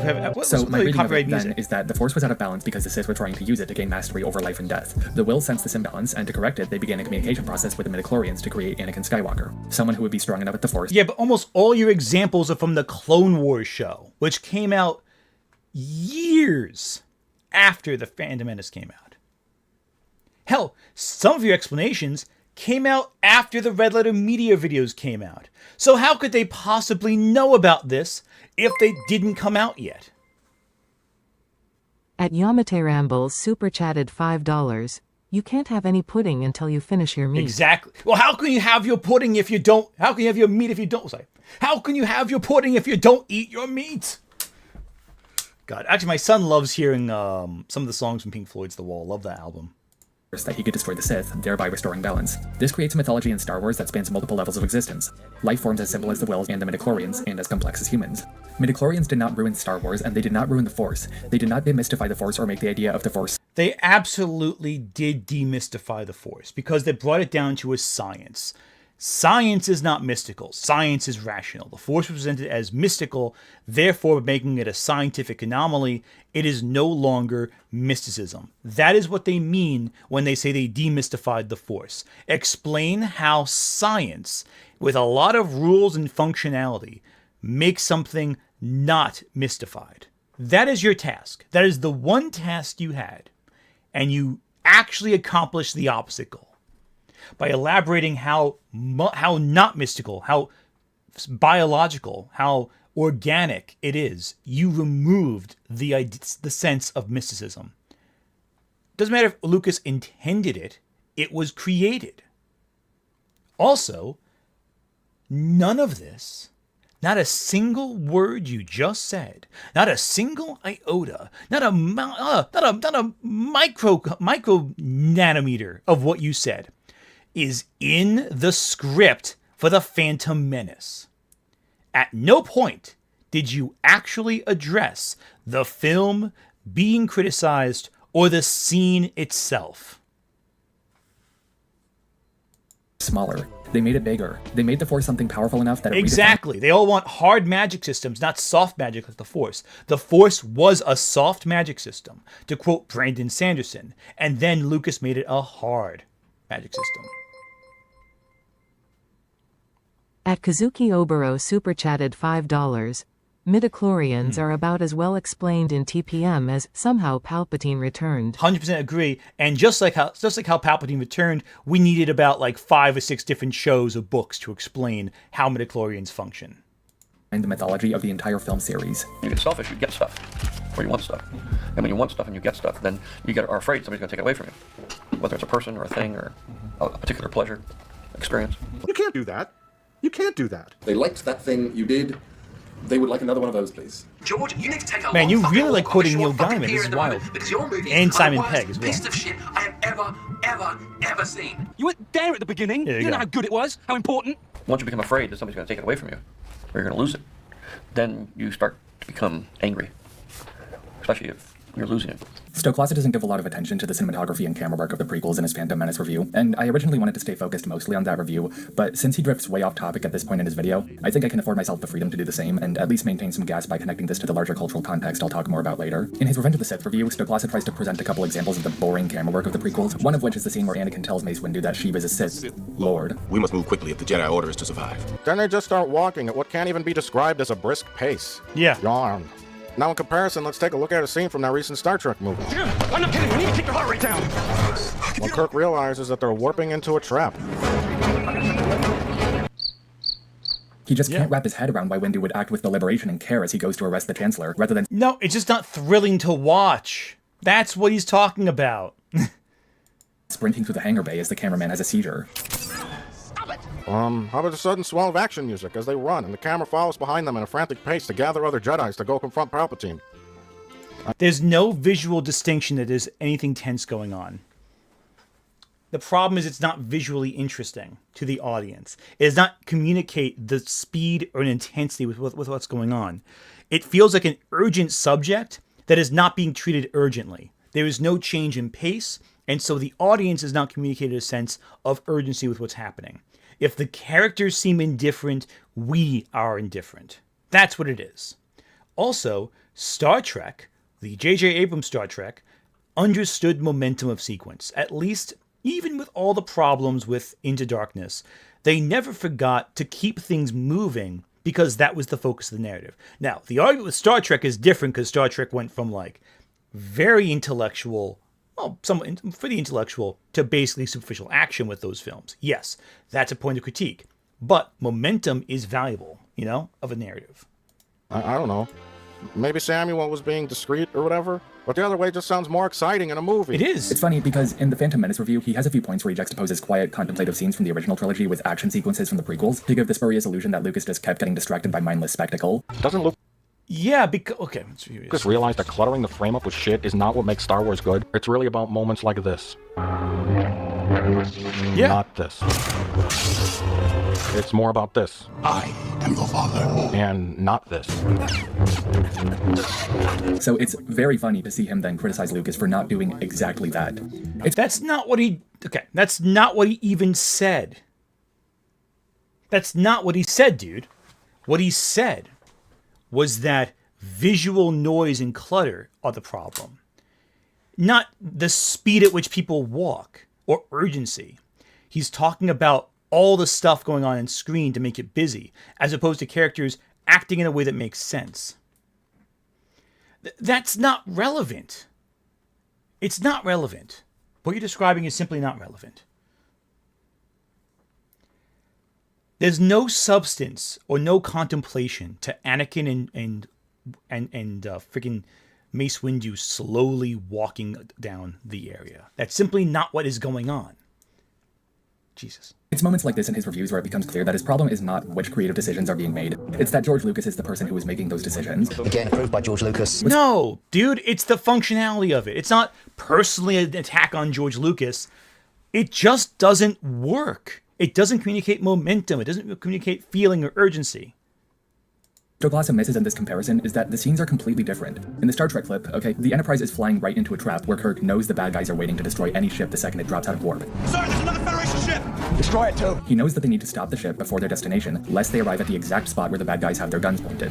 I still hate how it's filmed, and I hate that it was filmed in a fucking brewery, but the need for him to run to the bridge and get there as soon as he can is written into the story. Every second counts in this scene. That's why filming it in a way that communicates such chaos makes sense. But what in the galaxy would Mace Windu need to run in a similar hurry for?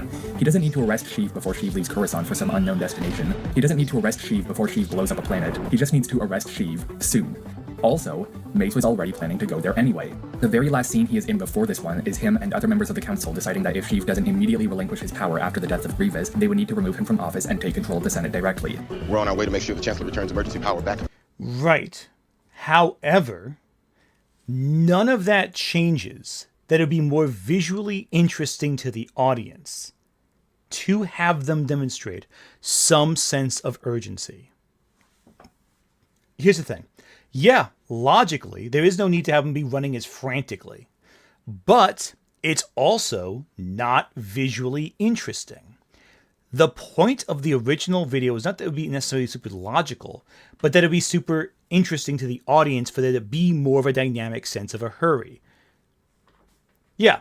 Also, the fact you hate that scene is bizarre. Why do you hate that scene?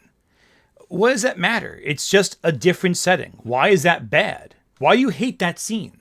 You just say, oh, I hate that scene. Like, okay, well, why do you hate it? What's wrong with it? You know? The problem is, why is that scene bad, but this scene good? What's the...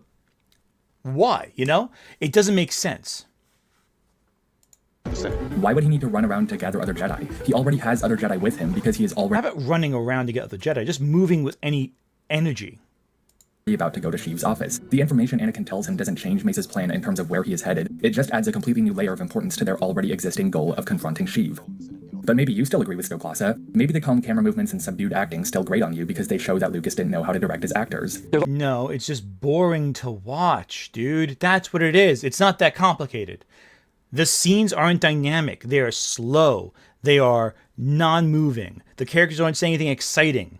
There's nothing there to engage the brain. There's nothing there to engage the characterization. The dialogue is flat, and they're ultimately, very often, disinterested in what they're talking about, especially in all the films before Revenge of the Sith. Revenge of the Sith is one of the few films in the series where it feels like characters are actually excited. Everything else they feel very boring in because the characters just have a lack of energy. The cinematography has a lack of energy. Everything feels very, very slow. Yes, I get why Lucas filmed certain shots that way, but that doesn't mean it's interesting. There's always this good in you at this point. The good part is saying... Okay, do I have to bring up the clip? I gotta bring up the clip. Okay, let's bring in this clip. Let's bring in this clip, shall we? 1 second. No, let's bring up the clip.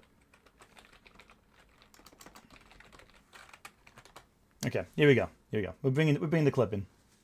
This one.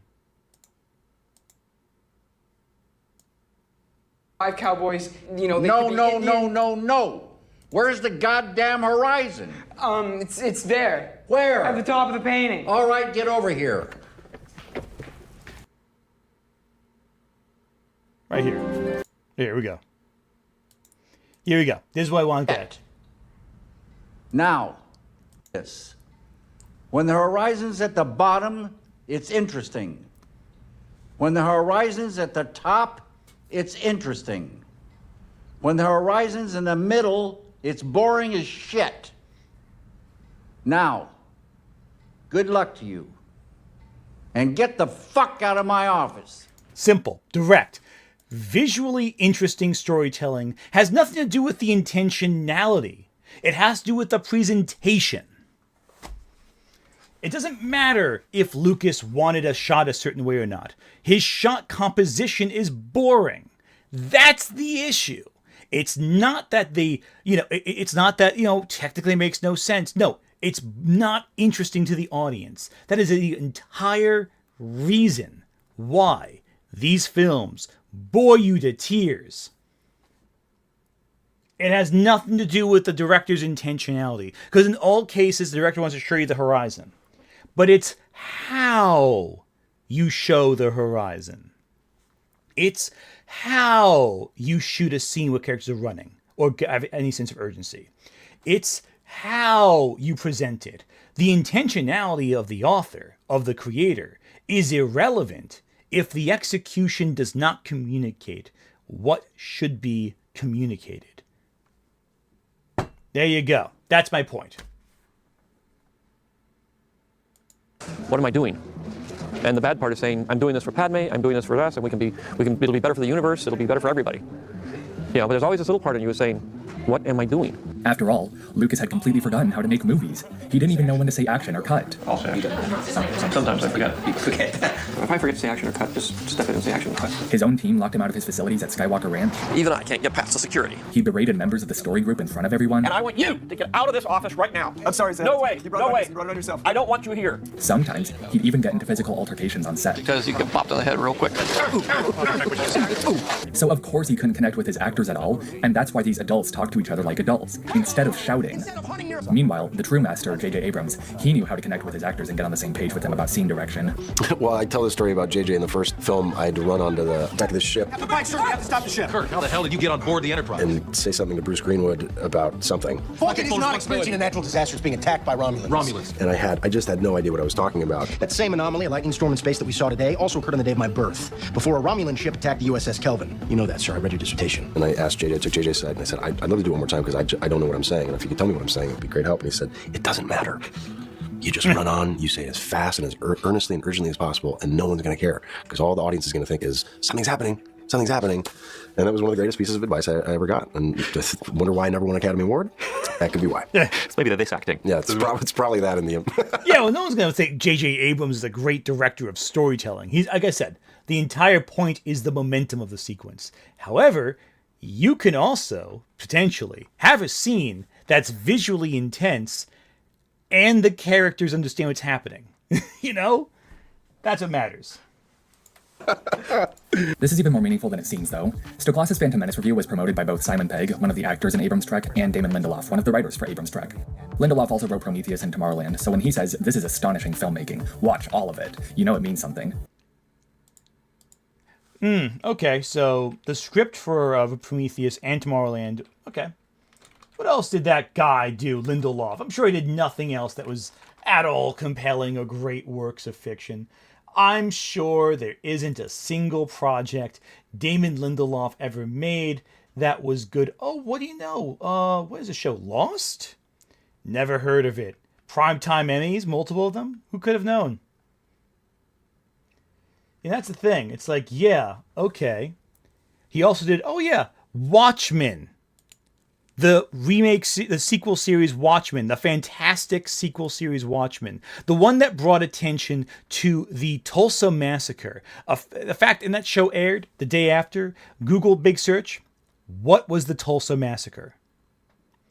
Lindelof has written great works.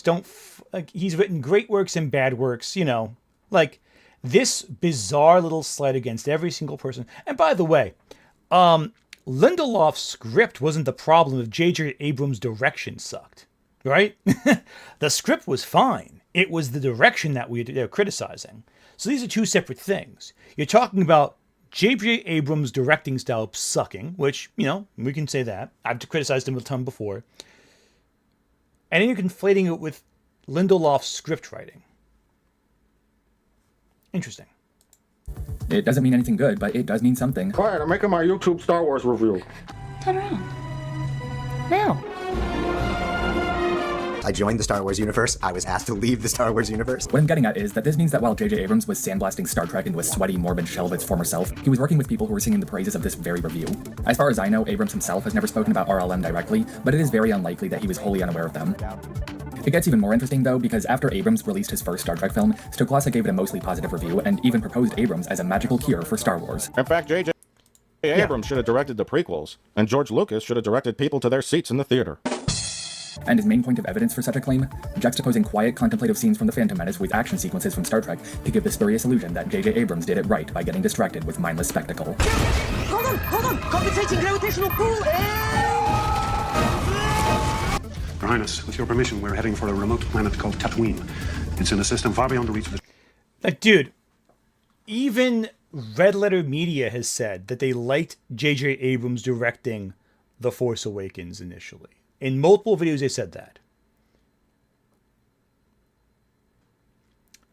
So, yeah, he won't disagree with you there. Let's just cut ahead. This is just, you know, let's just get to the part where he starts being an asshole.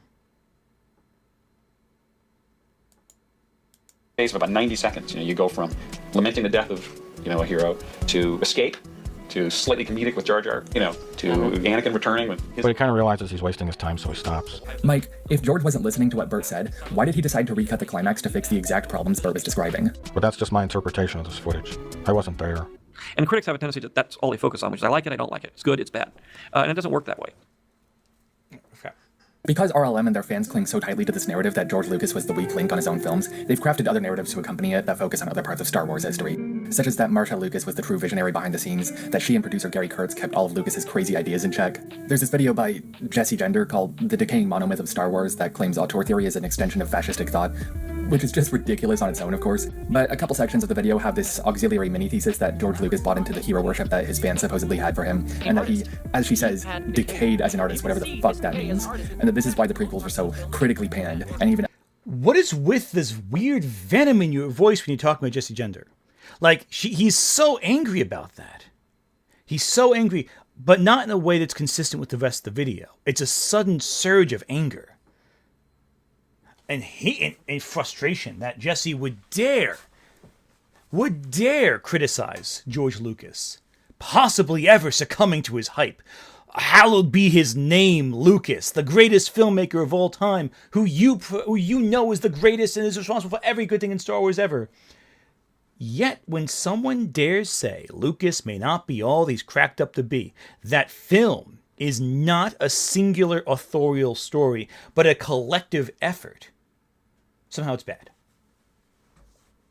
Also, what the fuck does Jesse have to do with Mr. Plinkett? You didn't even finish one video of Plinkett's. You skipped around a bunch to different disparate points throughout the whole trinity of videos. Elements of the original trilogy, like the Ewoks, were universally derided. Most of what she says about him are just paraphrased claims from Stoklass's videos. No, people don't like the Ewoks. It was very well established people did not like the Ewoks. We have over a decade of material proving people did not like the Ewoks. What are you talking about? So for a Star Wars fan, when it's like, if you criticize the films, you gotta go to like some obscure little factoid no one's read. But when someone says something like, hey, people don't like the Ewoks in Return of the Jedi for years, and that was a very commonly criticized point, all of a sudden you express offense over it. Yeah, we like the Ewoks now, but when it was first came out, they were treating him like Jar Jar Binks. That Lucas surrounded himself with yes men, never listened to anyone, and that the prequels would have been better if Lucas had a producer like Gary Kurtz to say no to his awful ideas about his own art. There's also a section in this video where another contributor named Aronok spins this whimsical yarn about how George Lucas made the special edition so that the content of the new version would be different enough from the original theatrical cut that Marsha Lucas wouldn't receive royalties. No, seriously, she actually fucking says that. You see, if you re-edit a film enough, if you change enough scenes, if you alter it significantly, it is considered a separate release. He was driven to push the monomyth about himself by greed, a desire for greater profits, and a fear of losing more money after the divorce. Yeah, these people would have you believe that Lucas didn't rescan all the film elements and remake the special effects in higher quality, bring complex aerial battle shots closer to what he'd originally... Lucas didn't do that. His team did that. Like, dude, his team did that. You think Lucas was on set every day tinkering with everything on his own? He had a team of contributors who worked to redesign it. He didn't make the production sketches. He had other people do that. Like, what are you on? Do you think George Lucas... Listen, let me show you something real quick.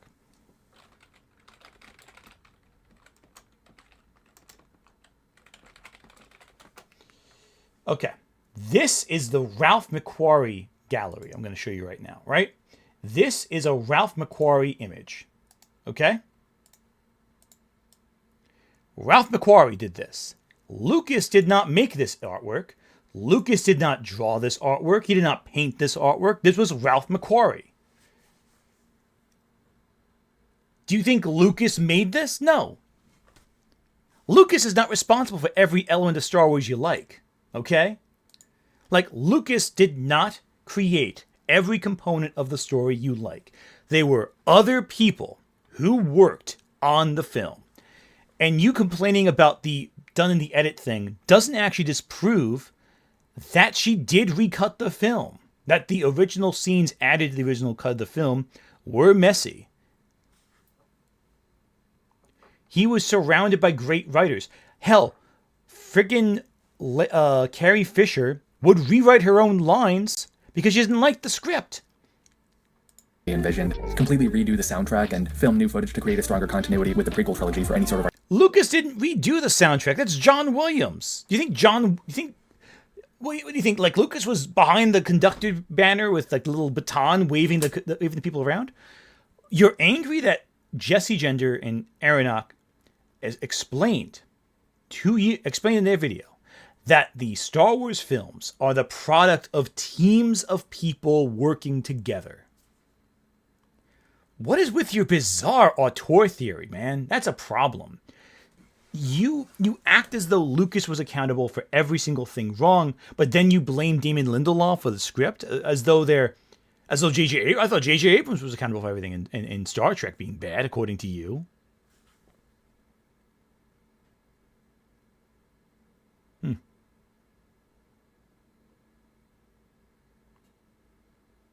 Artistic goals. No, they'd have you believe that George Lucas, who helped create the Film Foundation to preserve cinema history, and was only even able to remaster his Star Wars films in the first place because of his commitment to properly preserving and archiving all the film elements, they'd have you believe that he only did all that because he was, in their own words, he was just a pissed off ex-husband who wanted to take some money away from his ex-wife. Anyway, here's a quote from Marsha Lucas's uncut interview on Icons Unearthed. But no, he didn't remake those movies to make money because I still have participation in those films.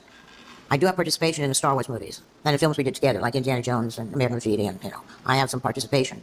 But no, he didn't. What can I say? It's so untrue that he would tell people that he was doing all this because he had to pay me, because he had to pay for his divorce. Jesse, Aronach, Marsha's main contribution to A New Hope was editing the Death Star battle. If Lucas's goal was to erase her contributions, why did he take such great care in preserving the shot-to-shot editing of that sequence? Really? So how do you know that? How do you know that was his big contribution? So here's the thing. You can say something without evidence, but when someone else says something that was a rumor that you yourself admit was a widespread rumor, and just echo that rumor, that again, you just proved was such a big rumor that she had to address it in a different source, then yeah, they didn't start this fucking rumor, did they?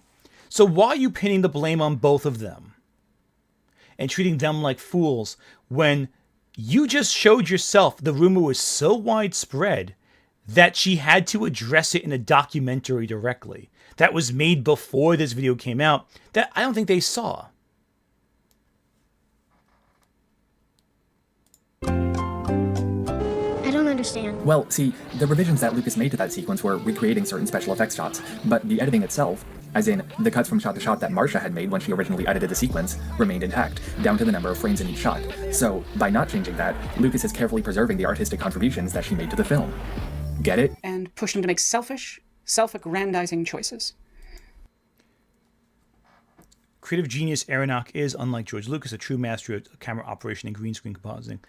Okay, so, buddy, you did not have this much venom for Red Letter Media. You are presenting, in a video that's not about either Jesse or Aronach, so much fucking venom towards them that's not relevant to your point. You just added them in there for a point that you yourself admit they didn't create. It was a rumor they heard, they believed, and then they omitted when you criticized it. So what's the problem? Get angry at the source of the rumor. And to also, how dare you mock someone who doesn't have millions of dollars in a team? Lucas did not do the effects of Star Wars. Lucas worked with a team to remaster his films. Lucas was not the sole person behind every contribution ever connected to Star Wars. I don't know how to tell you this. Lucas is not ILM. Race those others around him by making it about the money and not the art. No, I guess not. Did these wonderful scholars provide even a single source for where they got their information about this? Of course not. How would they be able to? As Marsha said herself, it's so untrue, as is most of the stuff they say in this near 6-hour monstrosity. On top of that, Ewoks, a nearly universally derided part of Return of the Jedi, was added to be able to sell Ewok merchandise. No, they included and communicate the thematic idea of the conflict between the primitive and the technological. The Rebels' alliance with the Ewoks also mirrors Naboo's alliance with the Gungans and Phantom Menace. Lucasfilm barely sold any merchandise of the Ewoks because of how similar they look to teddy bears that would have been just a few aisles over in toy stores. Okay, so everything you just said stupid. Here's why. First sentence. No, they were included to communicate the thematic idea of the conflict between the primitive and technological. Yeah, that's not contradictory what you just said. She's saying they're also marketable. So, not a contradiction, not mutually exclusive. That can exist with this. Vel's alliance with the Ewoks also mirrors Naboo's alliance with the Gungans and Phantom Menace. Didn't exist yet. The script wasn't even written yet, so that's irrelevant to the result of how they were made with this film in mind. You can't create a parallel to a film that hasn't been made yet. So, that's stupid. The Phantom Menace is in parallel with the Rebel Alliance. And you can obviously see that Jar Jar was heavily marketed in Phantom Menace, so that can be parallel as well. At Maryland 614 super chatted $5.05. Great man, auteur theory sure brings out the worst from people. I dunno how misconceptions of genius can brainrot crowds of people. Yikes. Exactly. Lucasfilm barely sold any merchandise to the Ewoks because of how similar they look to teddy bears that would have been just a few aisles over the toy store. No one gives a shit. That's irrelevant to the point. Just because they didn't sell them didn't mean they weren't marketed. Also, merchandise of Ewoks doesn't count just the Ewoks as plushies. It also counts blankets. I had a vintage blanket when I was a kid of Return of the Jedi that had Ewoks all over it. That counts as merchandise. You're wrong on every account. You should be ashamed of yourself. For the movie. RLM and their ilk and their fans aren't satisfied with studying the prequels by the standards of how films should be studied. They aren't even satisfied with criticizing George Lucas for not making his films how they think he should have made them. They fabricated an entire false mythology around Lucas's supposed fall from grace, a mythology that is built on a foundation of lies, both great and small. These are the real flaws of the prequels, not the tiny nitpicking about things, but the major problems. Every single frame, every single shot in the movie has a digital effect. He uses this clip to make it sound like McCallum is arguing that the film is made better by the mere volume of digital effects. He's not. He's explaining why the decision to shoot the principal photography on digital cameras made for a more cost-effective and efficient production. Every so often, you'll catch some looks of confusion. That's not at all a rebuttal of what he just said. Nothing you're saying is a rebuttal. Or actually an argument against them. And mistrust. You gotta wonder what some of these people were thinking. Stoklasa really loves this one, where the documentary cuts to a few close-ups of people's faces during the storyboarding session. I mean, look at how absolutely terrified they are. Even in pre-production, they knew Lucas's film would be a disaster. But one question pops into mind. What exactly is Lucas doing here? Well, kids, he's... At the Gaming Truge super chatted $5. This hurts my head so much. Just because you talk about BTS stuff doesn't mean the films are good films. Like what you like, but maybe learn how to review. Exactly. Like, none of this matters. You just come across as an arrogant asshole. Like, that's all you come across as. Yeah, and Jesse didn't just provide a brief thing. Jesse Gender's video is almost 6 hours long. And he can say... And mind you, unlike, say, Star Wars made by a crew of people, Jesse and Aaron Core were two people working on a video essay that was massive. And he makes fun of them for having a low budget to work with when they had, like, no budget to make the video. They just had the tools on their person. Do you think videos have a budget to them? Like, not like a movie. Yeah, it's not gonna look like a fucking movie, dude. They're making it in their apartment or house, you know, with a computer. This is the dumbest fucking thing. This is the video that got them so much harassment. Something this stupid, something this dumb, got them months and months of harassment. I'm more pissed off for them than I was before, and I already was pissed off with them. Because this guy framed them as like these idiots, these terrible, stupid people, without giving a single actual piece of evidence that actually showed that they were wrong. Beyond the fact that they were looking at sources that were obviously widely available. And then he failed to understand what they were talking about. His big problem is that he didn't get their video. His rebuttal is completely useless. Let's finish this. He's marking up the storyboards to illustrate what would be done practically and what would be done digitally. This guy reacting to Lucas's markups, that's John Knoll, the visual effects supervisor at ILM. And this guy is Jeff Olson. He supervised the building of the practical models for Phantom Menace. His job was to gather info on set to coordinate with Steve Gawley, the head of the model shop, so they could blend the physical models and miniatures with the... Yeah, exactly. At Maryland 614 super chatted $2.01. Ridiculousness is like poetry, it rhymes. Exactly. It is ridiculous. This entire thing is ridiculous. He has framed himself as someone who farms rage, incites anger, sends trolls and bots and sock puppets to attack people, and all for a video that doesn't even accomplish the goal it set out to do. Like I said, I am going to be fair.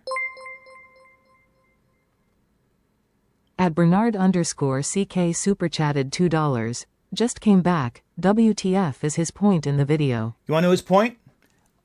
He cries if you make fun of George Lucas. Don't make fun of George Lucas. He will defend the multi-billion-dollar corporation that is Lucasfilm from all criticism. Every single thing he's saying, you say, "Oh, you don't like the film? Well, this behind-the-scenes thing proves you wrong that you don't enjoy the film." He can't talk about the film itself. It's every detail around the film to defend it. It's frustrating. So if you want to assume his expression here indicates nervousness, that's fine, I can certainly see that. But considering what his responsibilities were, I think it's most likely he'd have been daunted by the vast number of practical effects Lucas is revealing he'd have to accomplish. How is that a rebuttal to anything he just said? How is that a rebuttal to any of the point that Red Letter Media made in this situation? But even with the enormous workloads the artists on the prequels were assigned, the idea that they were all just relegated to yes men who never provided any of their own creativity couldn't be further from the truth. There's plenty of reading material about the making of the films that disproves this. All you have to do is actually read it. Reading can be fun, you know. As described in J.W. Rensler's Making of Revenge of the Sith, the artists were afforded ample freedom, to the point that their ideas actually influenced Lucas's writing process. McCallum points out that while most directors work solely with a production designer whose concept artists report back to him, Lucas prefers to work directly with the artist before attacking the script in earnest. These preliminary visuals serve as inspiration for writing more than anything else, he says. So then you admit right here that Lucas doesn't actually do this phase. His artists do. So even his writing is influenced by other people's creative work. You're undermining everything you just fucking said. Jesus Christ. Mother help me. Jesus Christ.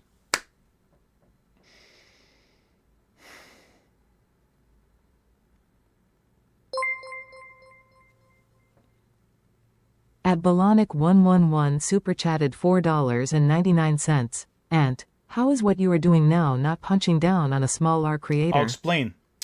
This video has almost 160,000 views about. This is not a small video. This video had a wide reach. Regardless of how big the creator is, if your video becomes that massive that quickly and that effective and has that much of an impact on the discussion surrounding other people's careers and integrity, it is no longer a small project. The creator is no longer the factor. It is the creation that we are discussing.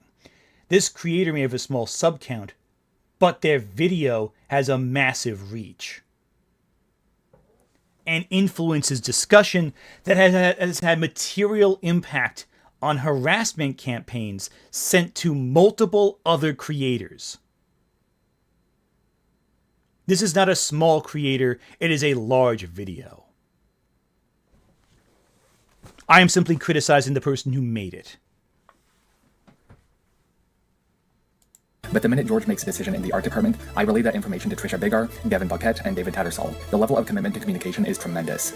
As Lucas's writing enters a new phase, work in the art department becomes more closely tied to the emerging script. And though the artists still engage in a great deal of free-flow conceptual creation, they're also very much... So you're admitting that Lucas succeeds control of his project to the artists, and that influences everything else. So everything you're saying about Lucas being this great auteur is bullshit.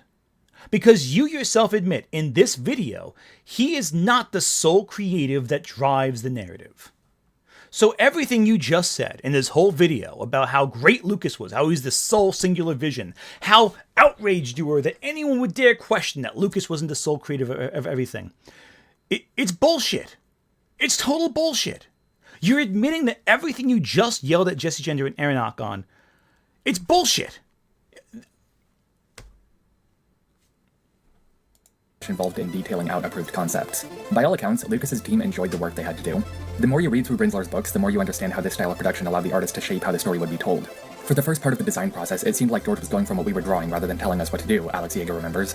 George was always appreciative, Ryan Church adds. We'd always try something out because you've got George Lucas's eye, and not many people have that chance. But these passages are just Winsler's account of episode 3's production, and what does he know? I mean, he only documented every week of it, and what it's still... Yeah, what does he know? He just proved they were right! He just proved the people who you've been saying for the last hour of this video were wrong, were all right. to say again? Now again, I must stress, I wasn't there and I can't pretend to know all the goings-on behind the scenes. Yeah, so with these two equally valid but mutually incompatible testimonies, I just don't know who to trust. So perhaps they're not incompatible. They're the same statement. You just said that in one section, what Lucas was saying was terrifying his staff. Red Letter Media said that. You said that. You just used different descriptions for how they got to the same point. Justine Aronach said that Lucas is not the sole creative behind Star Wars.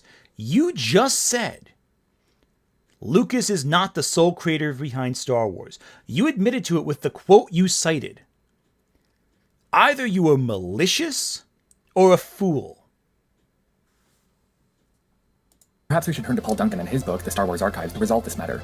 Duncan asked members of the production specifically about how collaborative it was, and guess what? Paul Duncan. Each set has its own unique atmosphere and its own set of rules about what people can and cannot do. Could people make suggestions? Rick McCallum. Absolutely. It's a very collaborative set. Sometimes George listens, sometimes he doesn't, but in relationship to achieving a day's work, he always listens. When George comes in the morning, he's got 3 stock phrases. I don't know if he even thinks about them, but they are, what if we did this? Or wouldn't it be cool if we did this? Or, I was thinking, maybe it'd be great to try this out, and you have to be completely flexible. If you have a deer in the headlights look with him, you're toast, because he's looking to work out an idea. He needs to know that if I go to him and say, look, we can't do this, that I spent days thinking about it, and I've exhausted all the possibilities, that I can't do it. If I just say, I can't do it, there's no relationship. At the end of the day, it's a director's medium, and he needs to know that the crew will do everything they can to help him achieve his vision. George Lucas. Most filmmakers do not have a pre-production... You know what I've noticed he hasn't mentioned? He hasn't mentioned the black people comment in this whole video. I know we skipped around a little bit, but I don't think they mentioned... there's no vision of Mace Windu in the section we skipped, so... Sounds like he didn't mention that there either. So, that's not a problem there. He's just going to waste our time. He's just wasting time. I'm so tired of this guy.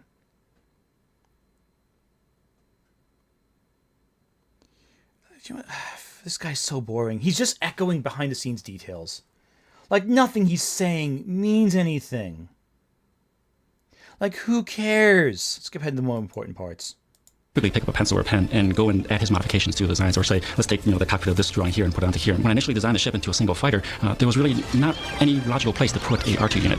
So this is the little R2 unit. Yeah, so he modifies things other people do. So again, he's not the sole creative behind Star Wars. That's the point Jesse and Aronach were making, and you mock them for it. And you provide them proof that they're right.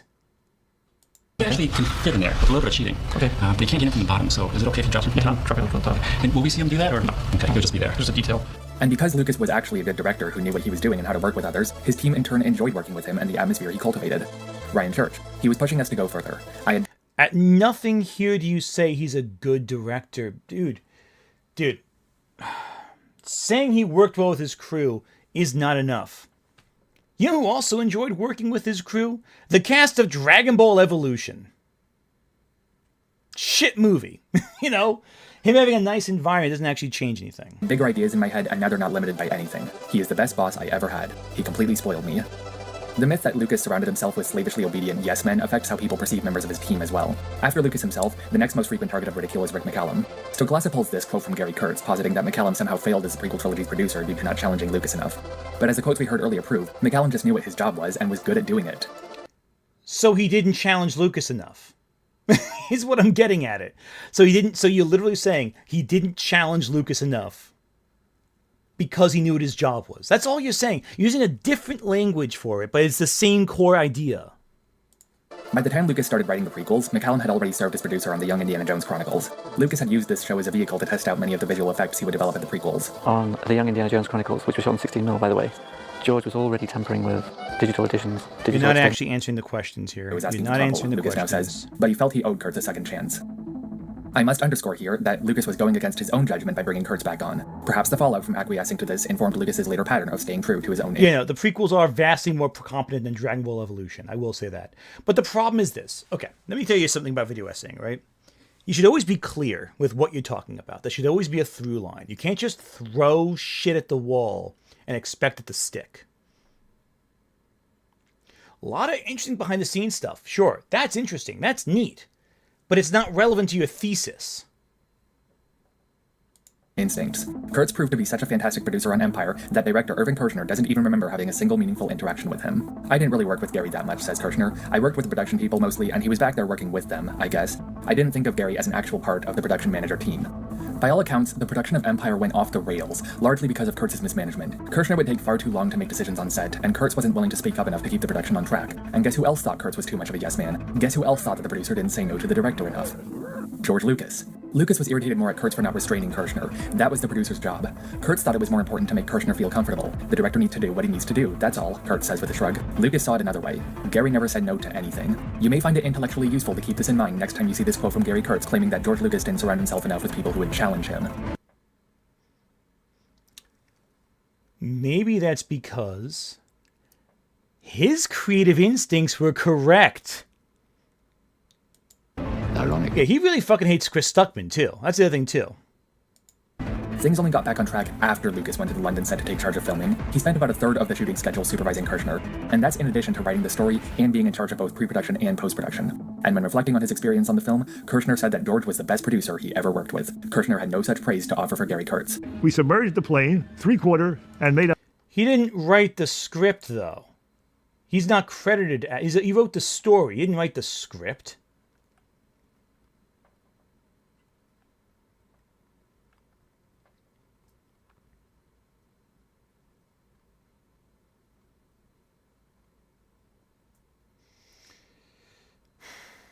The script was rewritten, yes.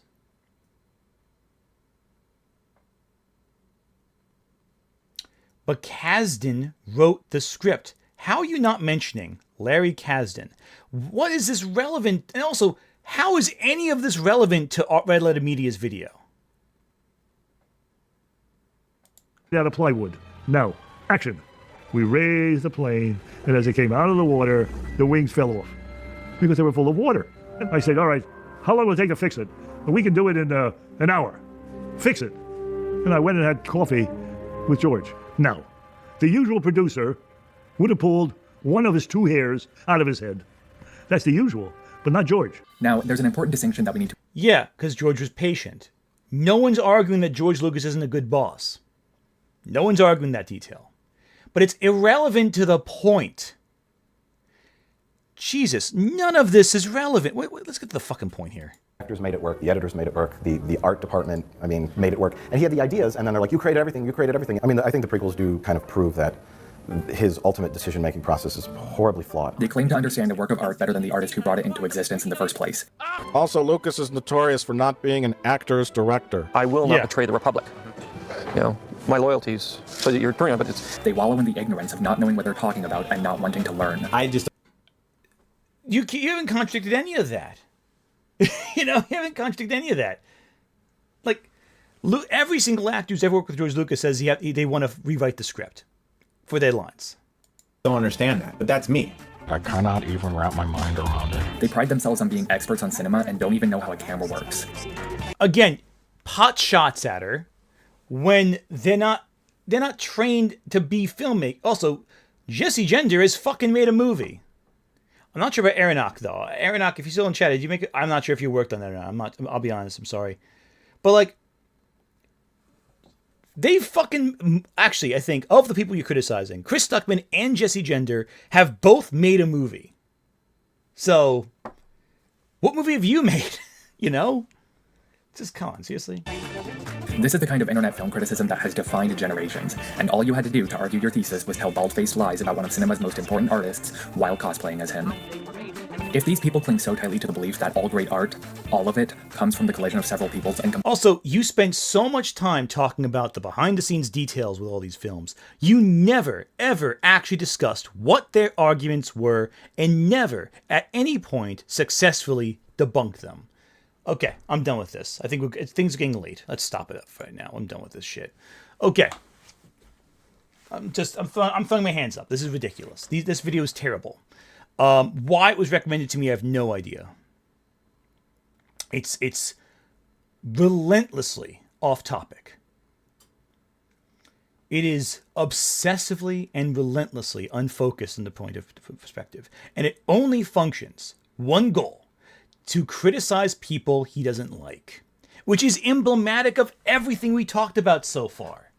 Everything he does is to bully other people who he disagrees with to elevate himself. the sock puppet accounts, the accusations of bigotry, all while doing such horrible bullshit nonsense. At Zypher 8677 super chatted $2. I don't think these critics claim to be experts. No, but he sure does. He sure sees himself as an expert. This was absolute garbage. Completely useless of a video. Yeah, even Doug Walker made movies. Yeah, exactly. Well, poorly, but still.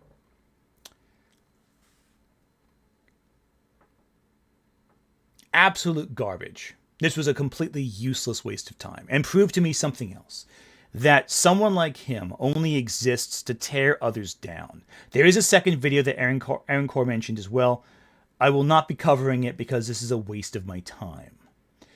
This user is a waste of your time. Do not engage with him. Do not waste your time arguing with him. Just ignore him. Ignore his videos, ignore his content, ignore what he says, because he has proven himself to be untrustworthy, hypocritical, and a liar.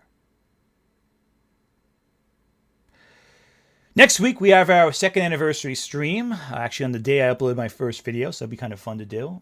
Friday, or potentially Saturday, depending on how long it takes to get this video done, we will have our second story video. And a reminder, this is the current thumbnail we have working on it, so let's take a look at this. If you missed it the first time, here's a sneak preview of what's going to happen next Friday. I know. A charming topic addressing another creator I've had issues with. This right here, Friday or Saturday's video, depending on when we get it done. It's long. I'll even show you the timeline right now. It's I won't show you that actually. It's exhausting. It's so far nearing 2.5 hours. It's gonna be a big one. So let's go. All right. Until then, I'm gonna get myself water because talking this much has made it difficult to speak. Thank you everyone so much for watching. Subscribe to Jesse Gender and Aronach. Please fund the GoFundMe pinned to the top comment here. And as always, I will see you all next time. Take care.